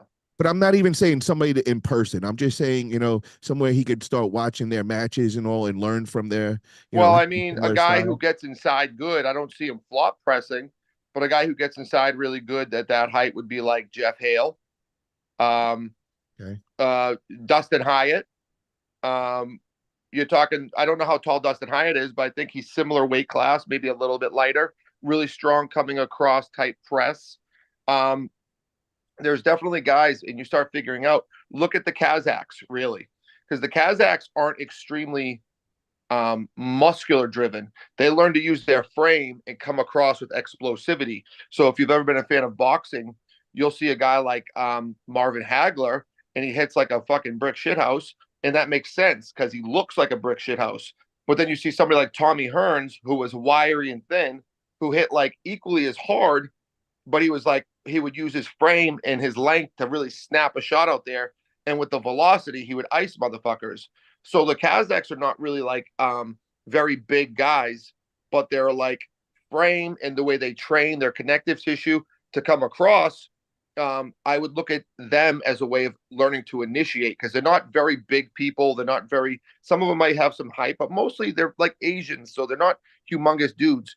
And if you learn the efficiency and then you mix it with a muscularity, so now you have a little more defense, a little more gritty drive if you do get stumped out of your lane, I think that's a great place to start. And there's plenty of videos to look at the Kazakh training. We got a super chat from Her and I for $1.99. He says, "Let's pull again. Dustin pulls, love the work."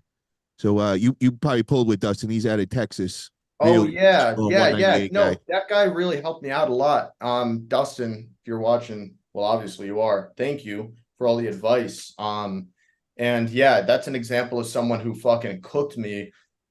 He got second on left arm in my class, but then in the after pulls, we were more even. He was still stronger, but we couldn't really pin each other in the after pulls. So that's an example of like That says a lot right there, bro. Dustin pulls is he's up there. So that's a high level pro. Well, I don't want to throw any. This was left arm. I'm sure right arm he'd fucking kill me, but I know his right arm is a lot better than his left. That is true. But Dustin, if you're listening, where do you think he's at right now? You have an idea of what level? Dustin, you got to remember, I'm 30 pounds heavier now, and I've been arm wrestling specific training. I've been doing it for like 2 months when we pulled, and now I've been doing it for a year and 6 months. But real quick to Rob, you were talking about just like you can always have more bicep.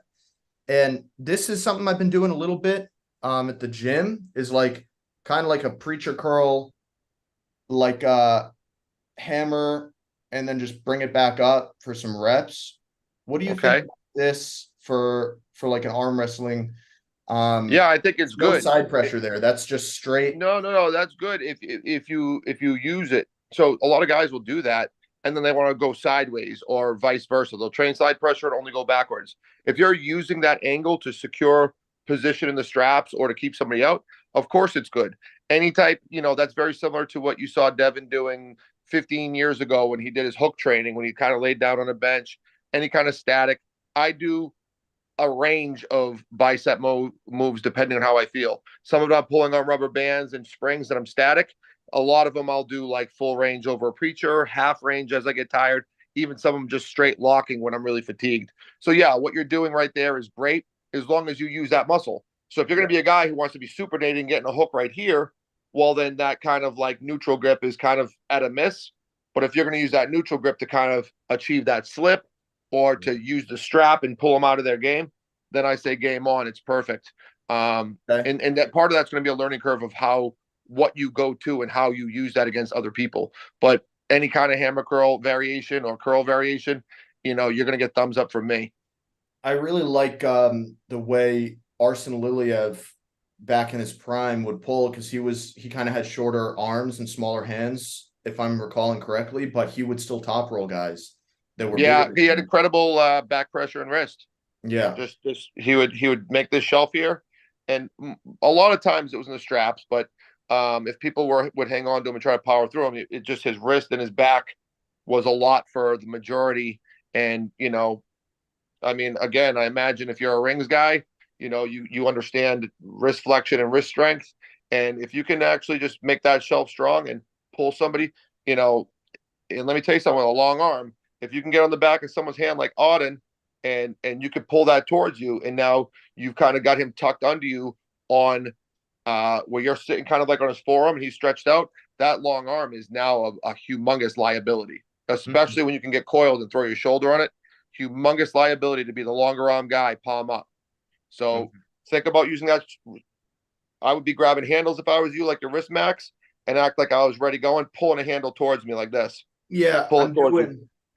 Like I said, I'm doing this on the furthest out setting, and I just kind of do a deadlift with a cupped wrist and finger containment, and I just do a single. But I would put it on a cable across from you, and your arm at the angle is if you were setting up in a ref's grip with a neutral wrist. Look at your wrist, look at your hand as if what a ref will give you, and then pull the weight towards you like as if you were pulling a hand towards you.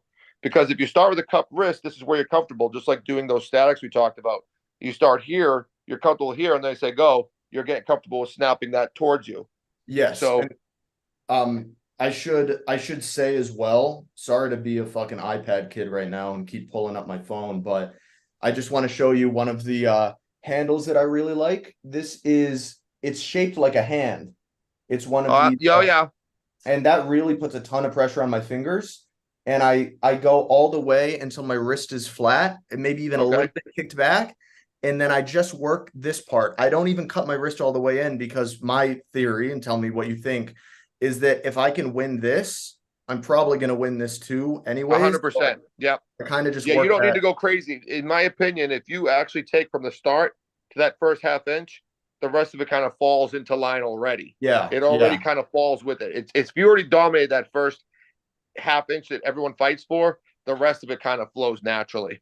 RBJ, how can I get that faster? That initiate that hook like that? Is it just explosion training? Like when I'm doing that lift? Well, there's two ways to get faster. You can either get it stronger and it looks fast because you're so dominating, or you can set it up and speed train it, which I don't do, but I do see value in it.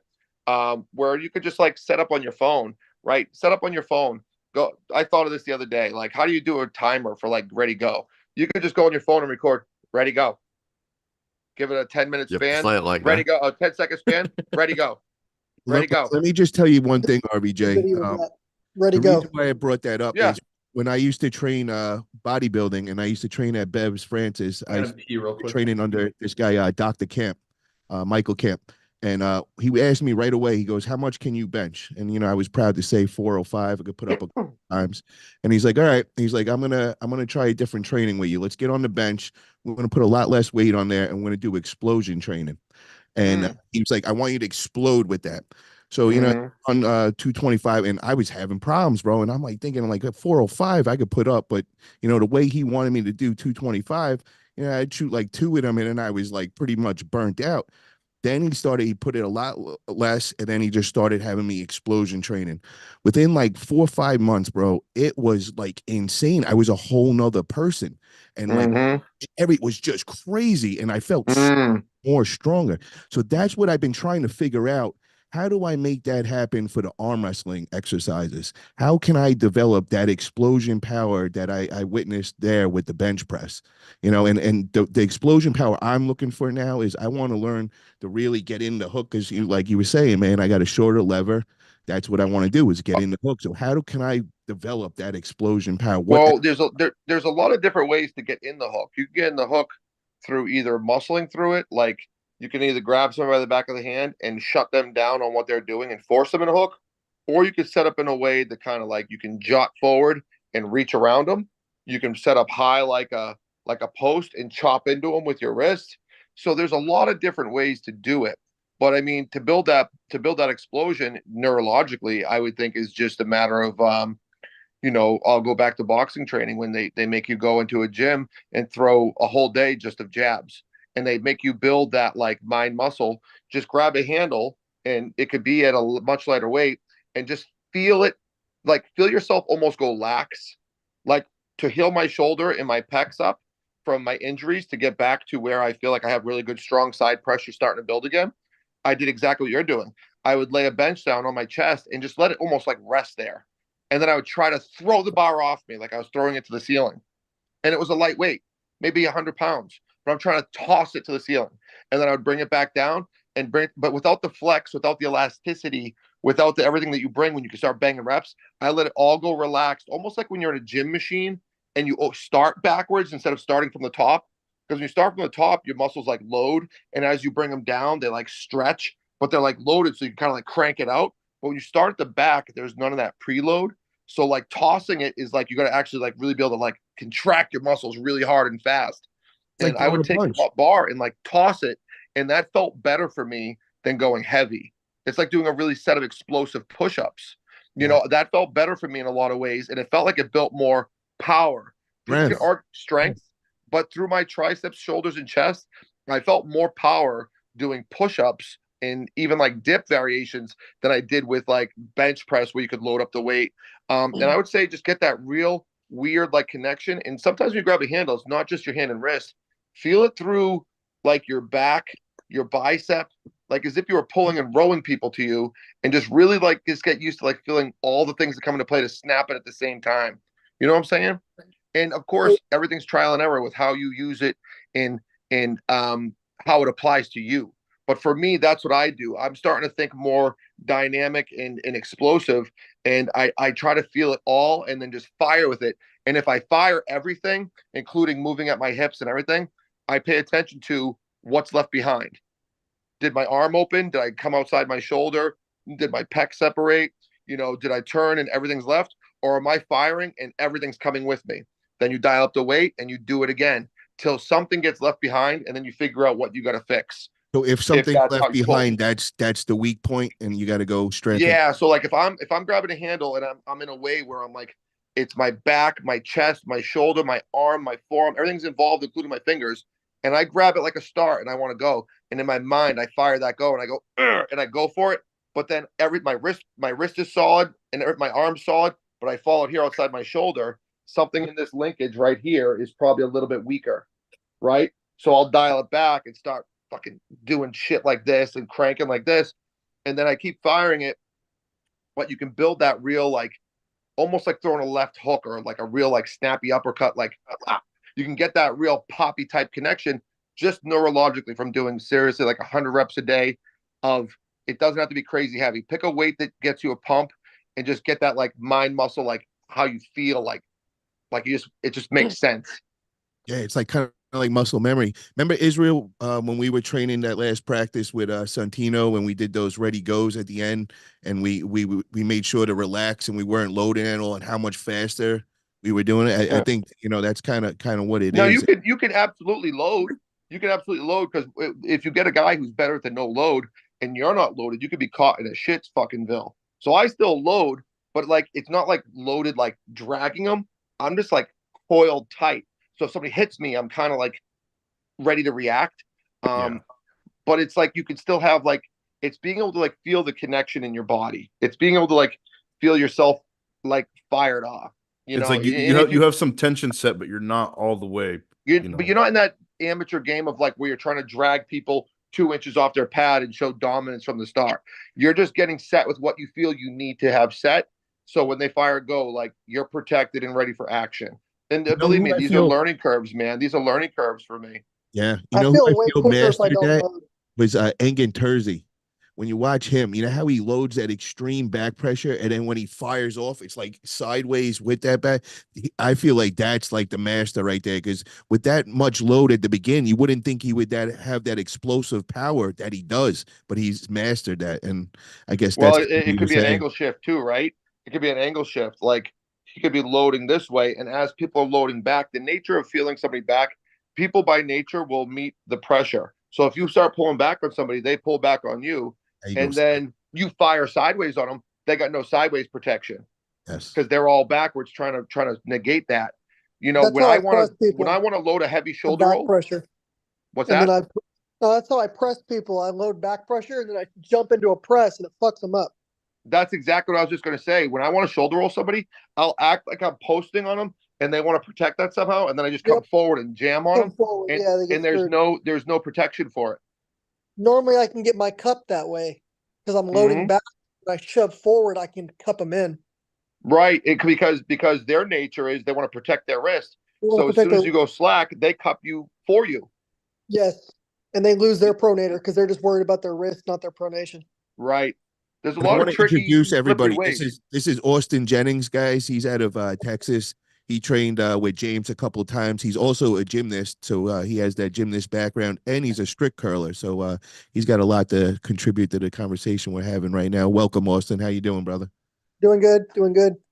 So tell us about James, man, because we know that you've seen him in practice. You know a lot of his training partners, and also, do you have an idea of what level he's at?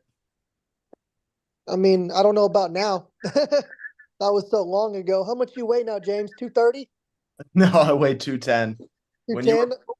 You're like, what, when you were 185? pulling me, I was anywhere from 185 to after my surgery and I started recovering, I made my way back up to like 195. Yeah, I mean, I think when you pulled that tournament, I mean, you got gassed in amateurs and then you still did good in pros. I feel like if you would have just pulled pros, you would have done even way better in pros.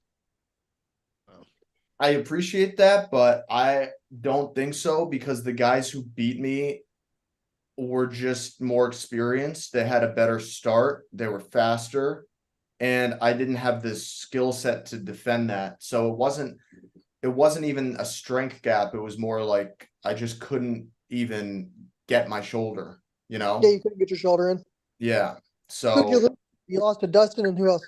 sorry. Who were the two guys that you lost to? It was Dustin and Caleb Bricks. Caleb Bricks and Dustin. Dustin Okay. Post, those two are Okay, yeah. Okay, you would have still gotten 30 if you just pulled pros then. Yeah. And I think both of them would beat. I think both of them would beat Auden too. That's my prediction with that. Yeah, because Caleb had to cut down to 198. So he was walking around probably 210. It cut down or maybe 205. And now last time I saw him at the LA Fit Expo, and he's like, yeah, fuck that class. I'm pulling in the like 220s now or something because he just couldn't make the weight cut anymore. Oh, well, Yeah, 220s. Yeah, Austin, your prediction: Auden versus him. What's the If score? Auden takes your hand, he's going to keep you outside of your shoulder. yeah. Unless if you win the go. Mm-hmm. He will keep you out of your shoulder for sure. He knows how. And don't be afraid. Listen, if there's one thing I've learned from watching Auden in a very short amount of time, he's adopted all his father's tactics. Devin took 30 years to become the Devin we see today. Once upon a time, he was just kind of chill, quiet, did his thing, and was happy to pull and pin people or get pinned. Now he kind of like baits his opponents and does the don't quit, don't let me pin you. Yep. Don't fry yourself out if you find yourself in a bad spot. don't be afraid to let it go and come back and reset, because you can absolutely destroy yourself round one. Yeah, I would grab Auden like this. Don't give him Yeah. nothing. That's what I would do.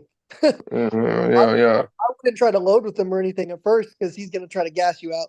No, ref's grip. If he wants to go to straps, maybe even volunteer to do that, because that doesn't hurt you. And because they love the straps. They love the straps, and ref's grip takes some of the bullshit out of it. Are you practicing with somebody regularly? Yeah, I go to Mendy's gym practice like every week.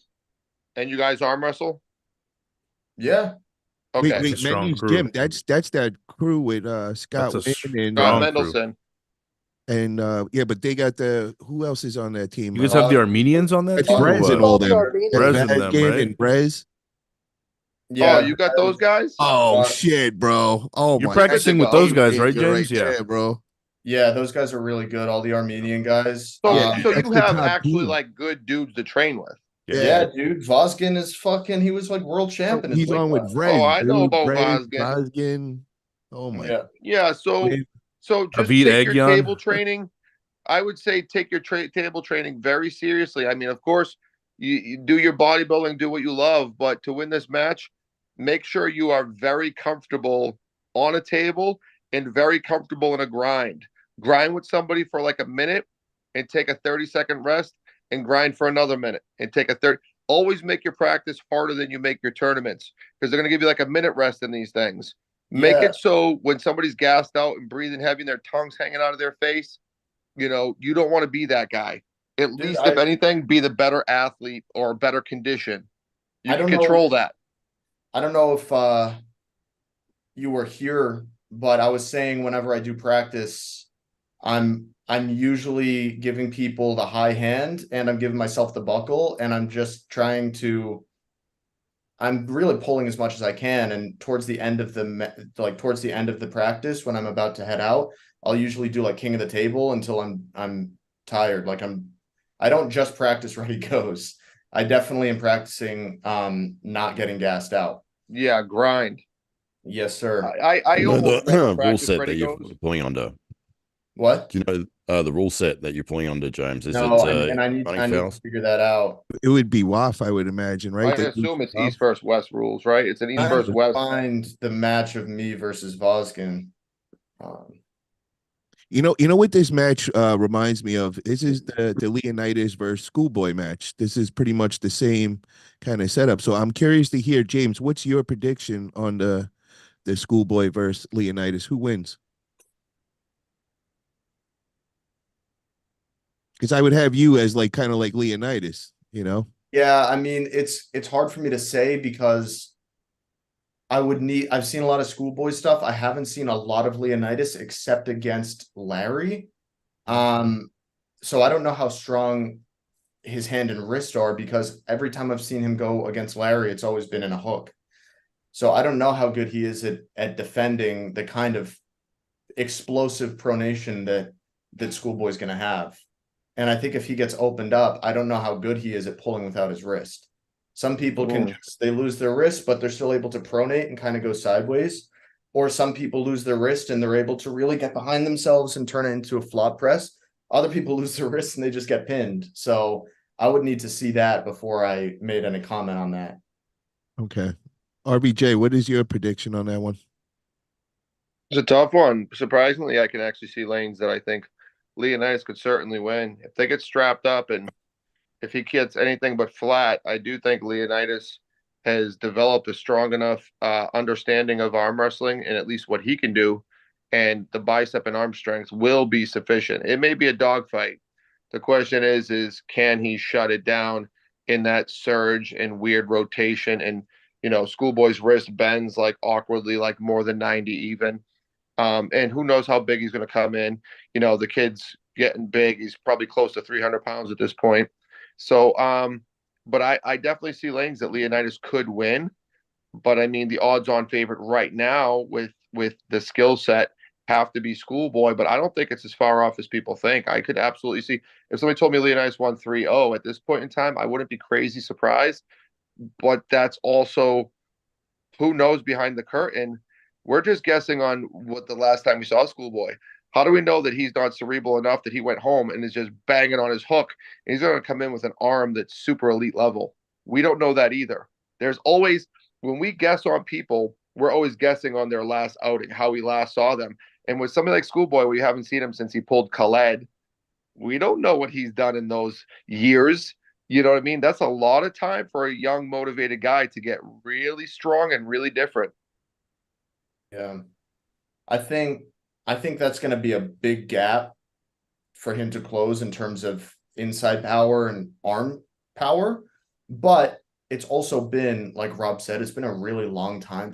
The Khaled match was like, what, 2 years ago or something? Yeah. It was a super long time ago. So that is, And he is like it's, Schoolboy's like 280. yeah. And normally I'd say that's too much of a gap to close, but it's been so long that that's actually like enough time to close a pretty big gap if he has been hammering his inside game. But And they might have them Russian nutritional tactics. You know, those guys go fucking crazy sometimes. yeah, yeah, and I think you know, Schoolboy's really but against that, Leonidas though. I is think he's too. Maddie. I think he's like you, man. REJ. And Nah, I don't think so. I think though, like I said, I don't know Leonidas's hand and wrist, but hypothetically, if he is able to contain the pronation, then I think that he will win. I think the arm power will be too much, and the side pressure and bicep, just everything. I agree. Matt, what's your thoughts on this match? But Austin, what's your thoughts on this? So, did y'all see Schoolboy's video from like 2 days ago? His wrist looks like it's about 12 inches around. Really? That Wow. him public pulling on the street or whatever, and like that. I saw weird- that video. Yeah, I saw that. Go video. Russia. Holy shit! His wrist got big. He got thick. Yeah. Dude, I feel like he's got to win. I mean, he looks insane. I just, as a side note, everyone says their wrist grows from arm wrestling, but I personally haven't seen like my actual wrist bone grow. I've seen my forearms grow, my hands. No. Listen, don't buy into the fucking Kool-Aid, bro. It's all nutrition. It's all fucking supplementation.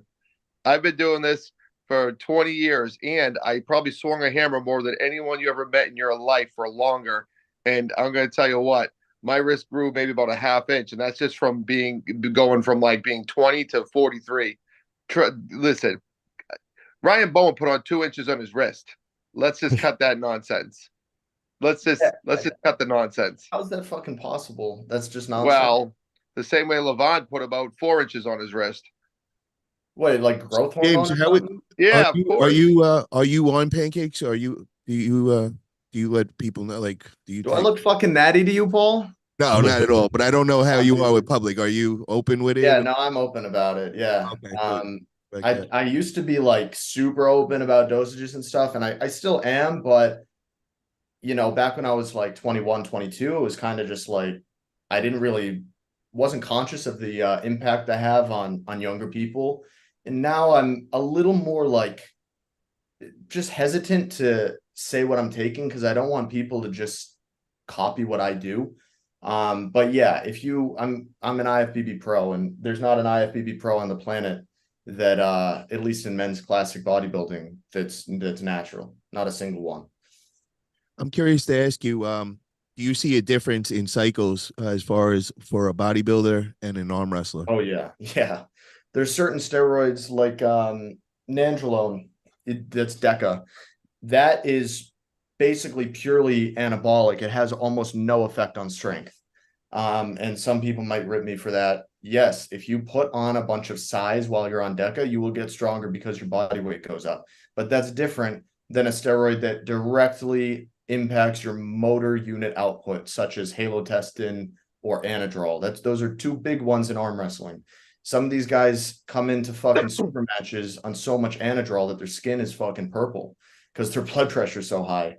And like versus bodybuilder cycles, yeah, some bodybuilders take anadrol because it fills them out, but strength, it's not a strength competition. The judges don't care how much you lift, they care about how you look. So all of the compounds that you take are going to just, you know, ideally be anabolic, and if they affect your strength, that's a little cherry on top, I guess, but no one really cares about that. Versus arm wrestling, it's the complete opposite. They don't care if a steroid makes you bigger. They just want one that's going to make you stronger. The one thing I got to say about that though is what you're saying with Anadrol and all. The thing you got to worry about with arm wrestling is you don't want to get pumped. Yeah. And you said Yeah, but if you get so fucking strong, Paul, you just have 1 second matches. Yeah, and exactly. And you see that with like Levon. I don't even want to know what shit he's taken, but you see that happen All because of it. he does just flash pins everyone. But look at what happens when he goes up against Hermes. And part of that's because he's 400 pounds and he has bad endurance. But another part of that is, because of the shit he's taking, is not doing any favors for his endurance at all. So it's definitely like a balancing act for a lot of these guys. I don't have any experience with like arm wrestling cycles, but I would assume that it's probably a balancing act of enough Anadrol, Halo, whatever, to give you an edge, but not so much that you're getting pumped to the point where you can't even close your fucking fist. What I heard is, as far as the arm wrestler cycle, that works out the best for arm wrestler would be, some test, either it could be like a Sustanon, Cypionate, and if it doesn't really matter. And then a small amount of Anavar, and then Primo, small amount. I had one high level arm wrestler tell me that Anavar, and I don't know, Anavar's faked a lot because it's very expensive, but he said Anavar that he got from a good source that he trusts gave him worse pumps than any other thing he's taken. So I don't know. Well, the thing that I hear for arm wrestlers is you're only taking 5 milligrams, where a regular bodybuilder is going to be taking 20 milligrams a day. And you're just getting the benefits from that 5 milligrams as far as I think it's like collagen and other things. Yeah, but this collagen synthesis that you get from Anavar, when you actually look at the studies, has not been done. Like, it's a dose dependent thing. You're going to get way more collagen synthesis on a proper dose of like 20 milligrams a day versus taking little female level dosages, So I think actually the best cycle for bodybuilders really for arm wrestlers really doesn't even include a lot of actual anabolic steroids. I'd say growth hormone and peptides are like better than anything. Anything that's going to increase your recovery and your tendon and ligament and connective tissue strength is going to be, now you can add gear on top of that, whatever. But if you just like, dude, the shit that I've heard about what some of these high level guys are taking in terms of growth hormone dosages is like 4 times higher than what I've heard is the highest growth hormone dose for open bodybuilders. It's like, thank you. I heard the same shit. I heard fucking dudes taking more growth than Ronnie Coleman took in his prime. 2 bottles a day. And no one actually, dude, I remember Rich Piana came out with a video talking about his cycle, and he was doing 15 IUs of growth a day, and everyone was like, holy shit, that's so much, that's insane, blah blah blah. For reference, I take 3. Yep. And that's like a good amount for me. I do that because it helps with sleep, it helps my skin, and it helps my recovery. When do you choose to take it, at night or in the morning? Pre-workout and before bed. And I've noticed it does give me really vivid dreams, sometimes nightmares, but it's like the dreams you have on growth are insane. It definitely improves your REM sleep, but it helps with hyperplasia, collagen synthesis. I've heard of arm wrestlers, not just one, a bunch, hitting like in that 20 a day range. I heard of one guy that was hitting 40. Holy fuck. Yeah. A millionaire? That stuff's so expensive. I mean, I was told not to say who, so I won't say who, but it was someone who was trying to I assume get some bone growth and acromegaly going, because that's the only reason you would ever take a dose that fucking absurd. Wow. So yeah, I mean, at that point it's like, I'm not even going to comment on that because that's just extremely unhealthy. But yeah, I would say growth and not that kind of dosage, and as well as like BPC and TB5. I think every arm wrestler on the planet should be doing BPC and TB 500 right into their medial epicondyle right here, and just do that every single day. And it's natural. I mean, you can fucking debate all day about whether or not it's natural, but it's not an anabolic steroid, and it doesn't have any negative side effects, and it's just going to improve your connective tissue strength. And that is BP 157. You're saying right into the BPC 157. It's actually produced in your gut, but you can also make it's body protective compound 157, and it protects your gut. I think just from like, certain shit that enters your gut. But when you inject it, I've heard from some sources say it's local and some others say it's systemic and it doesn't matter where you inject it. I just err on the side of caution and I do it right in here. And also what you were saying, Paul, this muscle here, which I think is for ulnar deviation, which I don't really know why it gets so jammed up, but for whatever reason it does. And I actually do that intramuscular and I just look away and jab it. And then it's not the most pleasant thing, but I do that in there. And then in here, look at that pronator. Okay, so hold on. You to do intramuscular into Right this part, and now do you do into the skin? Yeah, so there's no muscle here. There kind of is, but you have your pronator here, and then you have your wrist flexors here. Right here there's your bone, the medial epicondyle, and then you have your UCL. This is a ligament. And you don't want to pierce the ligament, but I usually just do right next to it. You can feel the ligament like with your finger, and you just do right next to it, or you can either even do. Yeah, probably safer to go right under the elbow and the tricep, right? Yeah, I mean, hold on. either one. Let me just make it clear for everybody. You're going into the skin or intramuscular with that shot? There is really no muscle here that you can even go into, so you have to go into the skin. Don't you do it with like an insulin needle, like a tiny little needle, right? Yeah, it's like that's the one you use for the skin for growth hormone. Yeah, it's the same. It's a 31 gauge, 5/16 inch, and every James, just so you know, brother, I had 2 surgeries on my bicep tendons, and I did both the BPC 157 and the TB 500 on both, and I also did the growth hormone, and I did 10 IUs a day for it was the first 2 weeks, and then I went down to a half bottle for the next 2 weeks, and then back down to 0.3.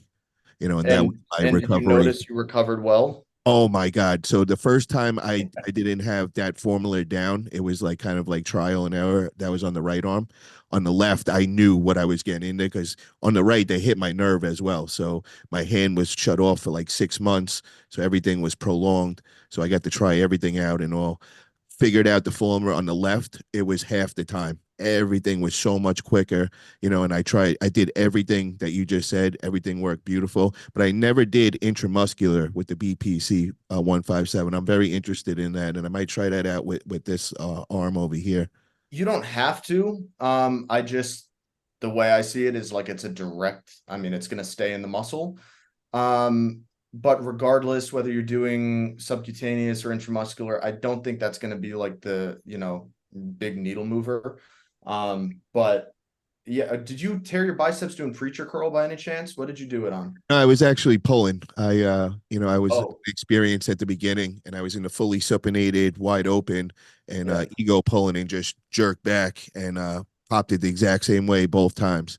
And bro, you want to hear something? What's crazy? It was the same day, 1 year later, August 27th.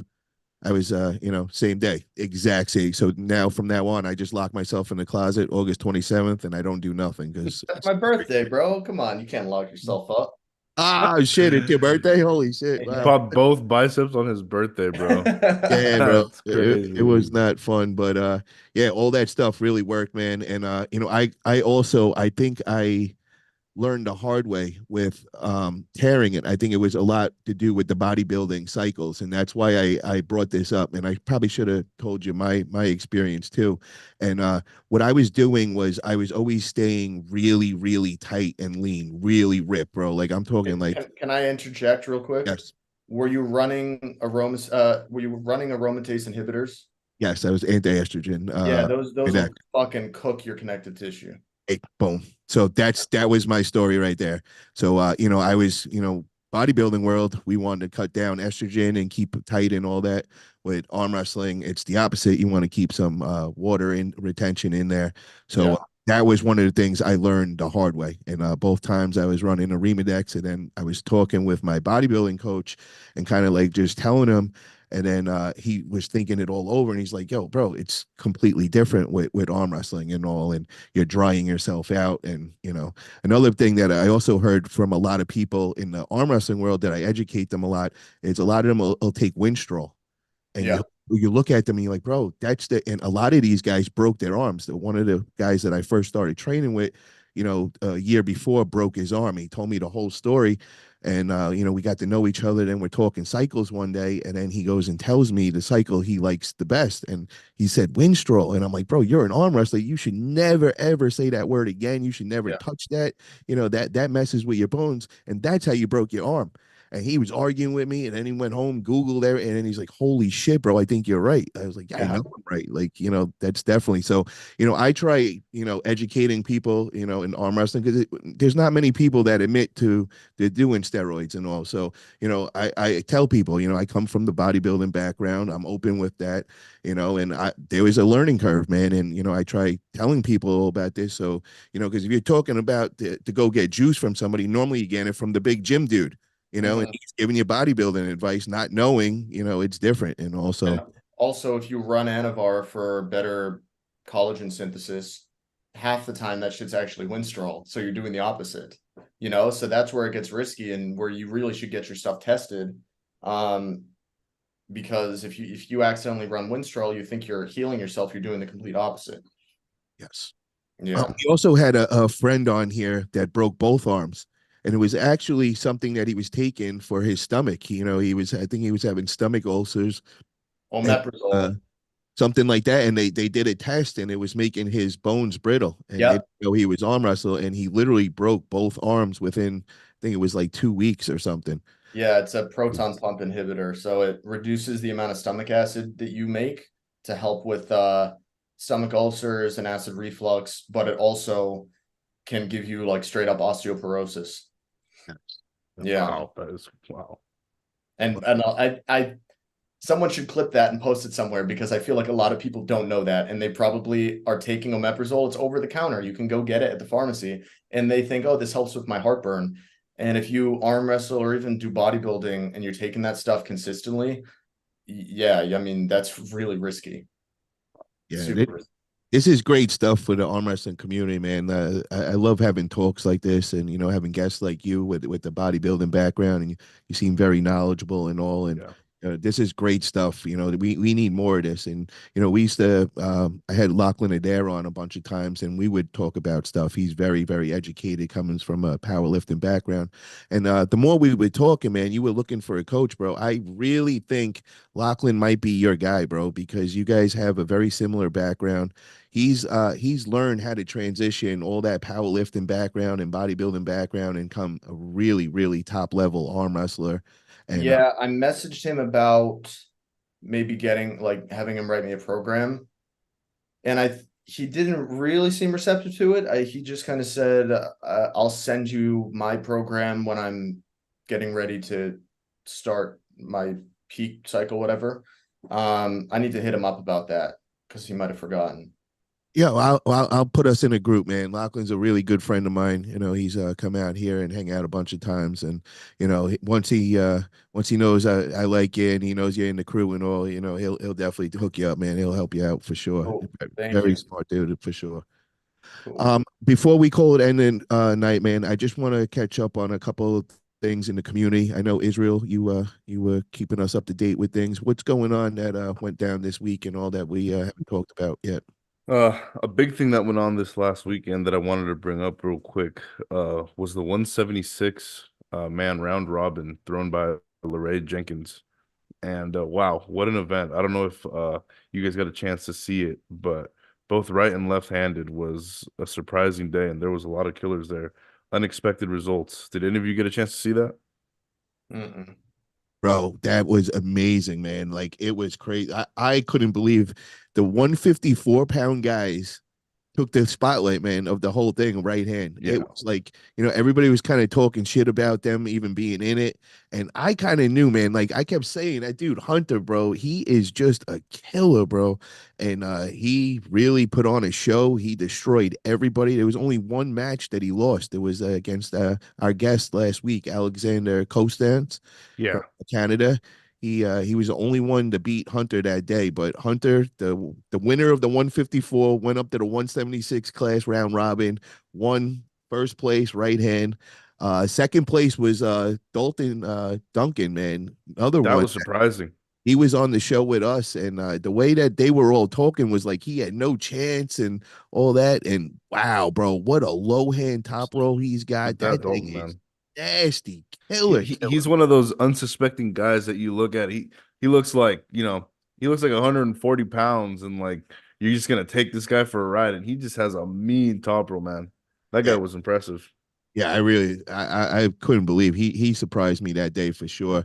And then to see Cody Wood, man, Cody Wood was thrown in there at the end. He was a lightweight guy. Came in third place, and I think he came in third place in the 154s as well too. Yeah, man. Yeah, that's another guy. He's a young guy. I feel like his performance got a little overshadowed by, Hunter's crazy monster performance that he had. But that guy, he's so impressive, that Cody Wood, man. He is a strength athlete. He's all about, doing pull-ups and doing this crazy things. I think he posted a video doing like, I don't know how much extra weight he had, but he just does these crazy pull-ups. He set the And world yeah, record for pound. yeah, Yeah, he does have a world record. The dude is a unit for sure. for real. And then left hand was a great one too. Eli Sadoff just dominated everybody, went undefeated left hand, Undefeated, destroyed man. everybody. And he even beat Justin Bishop, man, which, I think that was the only loss Justin had. And Yeah. was against Eli, but I think they have a pass. They went back and forth and all. Justin did really, really well, and Justin filled in at the last minute too. He wasn't originally supposed to be part of it. I think somebody dropped out, and he jumped in there. And what an amazing show he put on. He, like I said, he only had that one loss. I think it was like 11-1. Yeah. Yeah. Uh, Evan Bear came in third place, and Devin OG Polar man, just unbelievable. Showed out again. But I love these round robins. Keep them coming, Lorray. That was amazing. Really, really liked it. And I think there's a big one coming up in Arizona States. He teamed up with Tim Talmadge, and they're throwing the 220 over there next. That's going to be 220 round robin. Are they doing or what, I guess they still need to do a 198 so they can't invite anyone, huh? they Oh got no, they did the 198 already. So this the 221 is gonna include the Craig Tullier? yeah, because he won the 198, so he'll Yeah. go up to 220 as long as he's not hurt, because I Yeah, know he okay. was hurt. And then I know they got the ladies round robin as well. I'm not sure when that is, but they got that one going on too. That's Yeah, gonna be a good one. that's gonna be a good one. Let's see what ladies they band together for this one. Hell yeah. And is there anything else that went down this week, bro? In terms of big events, I don't think so. Uh Chance keeps adding some interesting matches to his Florida event, but I don't have them pulled up right You know what? here. Let's do that next week. Let's get into that whole. We'll break that whole Yeah, down. I'll have them all down and ready for next week. You know what I do want to mention is the Knuckles Up 3 going down May 11th, Fort Lee, New Jersey. It's going to be starting 5 p.m. Eastern time. I'm going to be going there in person. I'm going to be making a trip over there. Wow. Wait for it. It's going to be a lot of fun. They got some good matches announced already. They got that ladies match. Danielle Evenson going against Nadia Wilczynski. Uh, Wow. this one's going to be a good one. I know everybody knows Danielle from North America and all, but I also know Nadia. She's a killer. I met her over at the Olympia a couple of years ago, and I know she's under the radar, but I think it's going to be a really good one. It's going to be a war. And then the other one that's really interesting to me is Jason Merlo is going against Mario Tambakis. That's your guy, Matt. Wow, Yeah, really? yeah, from Australia. Isn't Mario a bigger guy? He's about 110 kilos, so 230, 235, something like that. And isn't Merlot like a 198 guy, or he's going up? Merlot's probably walks around like 220. I think he cut down to that 198. He's probably more like 210, but I think he goes into that 220 class. Okay. But yeah, Merlot man is just a murder. Like he's a table ninja. So it's gonna be a good one. I can't wait for that. I know Mario very well. He came to Washington States. I got to party with Mario. Mario is just real great energy, a lot of fun to hang out with, and amazing guy on the table. So it's gonna be a good war, that one. And then the other good one is they got Tom Holland going against that guy Bok Sung Yo, the one that went against Ryan Bowen. So I think that's going to Korean be number a good one. matchup. That's going to be a absolute war. And then they got the two monsters, BJ Fakakis going against Mindaugas Dolskis, which that is going to be, two monsters just going at it. And then they got another one where I can't pronounce either one of their names, but I will try. It's Toshiki Yuki and I don't know, Shiznigyo versus Ji Hong Min. Wow. I Wow, just Paul. messed that up totally, but yeah, if somebody can fix that up for me. Well, those are some hard names right there. Yeah, for real, man. But I can't wait for this event. If you guys are over on the East Coast, make sure to get over there. They throw an amazing event at the beginning. That you got the meet and greet. You get to meet all the athletes, and they got drinks. You could get food. I think they just changed the venue. They just up into a big theater, or it was in a hotel convention center before, but now they just went into like this big theater, and it's going to be a whole new venue. And then right after, they got the big they used to go across the convention hall to another hall, and they would do the after pull there. But I guess they're going to do I don't know if it's going to be in the theater or not. We got to talk to them about that. But it's an amazing weekend they put together. Definitely going to check it out. They got a press conference on Friday night and then the event on Saturday night. So definitely check out the High Five Arm Wrestling Club on Instagram. You can follow all their match updates and all that. And like I said, it's the Knuckles Up 3 event going down May 11th. All right, guys. This was a long show, but a really good one. Gonna make Oh, a yeah. bunch of clips out of this. A lot of gold. Thank you, James, for coming on, bro. I really appreciate it a lot, man. Wish you luck against Auden, but I'm sure we're gonna have you on a couple times before. I want to definitely get you and Auden on together, man. We'll do like a hype up show for that one. Oh yeah, Hell dude. yeah. And dude, keep up the training, man. I like your trajectory. I like the way you understand the sport. For somebody who's relatively new, your grasp on what's going on the table is very good. I hope we get a chance to get on the table and train sometime before Auden's match. That would be awesome too. Bro, again, if there's a will, there's a way. So I Let's do it. want to get in practice. From my understanding, you're like 10 levels higher than me, but No, but hey, man, it but doesn't matter. I He's would. perfect to train with, though, bro. He's that's 10 plus years right. I in. was gonna say that's what I want. I Yeah. want someone who's really experienced and way stronger than me to kind of show me where my good lanes are. And also, Paul, I wanna just meet you, get to know you, pull you, and so when are you back in North California? So I'm actually in North Cali right now, but I unfortunately my grandmother just passed away, so I got to go Oh, over I'm to the sorry. funeral. So I'm turning around and going right back over there. Um, but I will be coming back. I think it's probably going to be in like 2 weeks. Like I said, I just got to get healed up on the right, but it's good. I'll be over in New York. I got a couple guys that work over with me that could work that out and all. So I'll get over to them and get them working on my arm and all. But as soon as I get back, bro, we'll throw a big practice. We'll get you to come up here, and then we'll also I'll come down there because I got to do a couple things in LA for arm wrestling, and we're doing some other kind of content and all. I'll talk to you off camera about maybe we get involved with that as well. Okay. And last question, have any of you guys done stem cell therapy? Yes, so actually, I've had the exosomes. I'm actually one of the representatives with Vitacell. I help Vitacell out. I could get you hooked up, man. So if you ever need that, I got a big discount I could hook you up with, and I know tons of people. A lot of close friends. Jerry Catterett, Devin. I've been with all of them when they did the Vitacell treatment. I was at Vitacell 1.0 in Florida. Yeah, So I'm going out to Vegas sometime soon to get some stem cells in here. Maybe back here, but I just want to make sure like my elbow is ready for anything. It's been really good recently, but I just want to have complete confidence in it.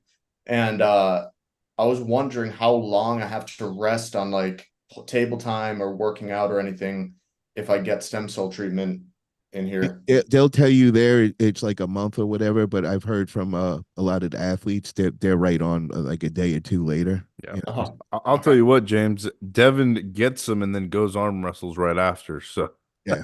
Yeah, bro. There was one video, I think he took it down, but he was at like a tournament and he walked Yeah. outside and West got stem Virginia. cells and then walked back in. that's Yeah, how he does where it. Yeah, Travis man. is.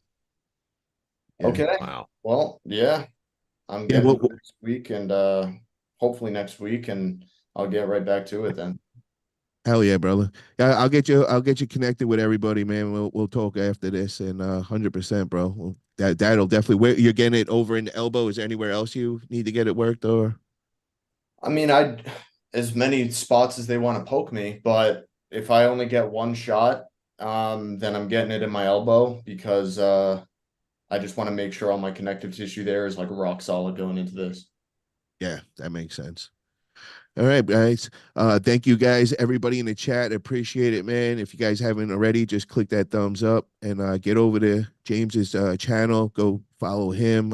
Where else what other platforms? I know you're on Instagram. I know you're on YouTube. Where else can they find you? Yeah, so Instagram, YouTube, and then I post a good bit on Snapchat as well. It's a good way to interact with my followers because they can reply to my stories and I can like publicly reply to those responses. So I really like Snapchat recently. But yeah, those are like my big three. Awesome. And Matt, I like your background, bro. You got the guessing game all you got it all out there right there. They could just follow Matt on all his platforms. You can see it right next to him. It's got all the links Yeah, right there. And get over to absolutely. Israel Chavez on YouTube and make sure to subscribe to him. Israel's doing big things, man. He's got some big wins. He just had that big super match against Uncle John right hand. He just won that 3-0. And before that, he had his big win against Tony Tomlinson, which is one of the top dudes of Cali. I know he's not living in Cali anymore, but he was one of the top guys, and he got that big win against him, which that was amazing as well. All right, guys. Have a great night. Let's see the gun show before we call it a night.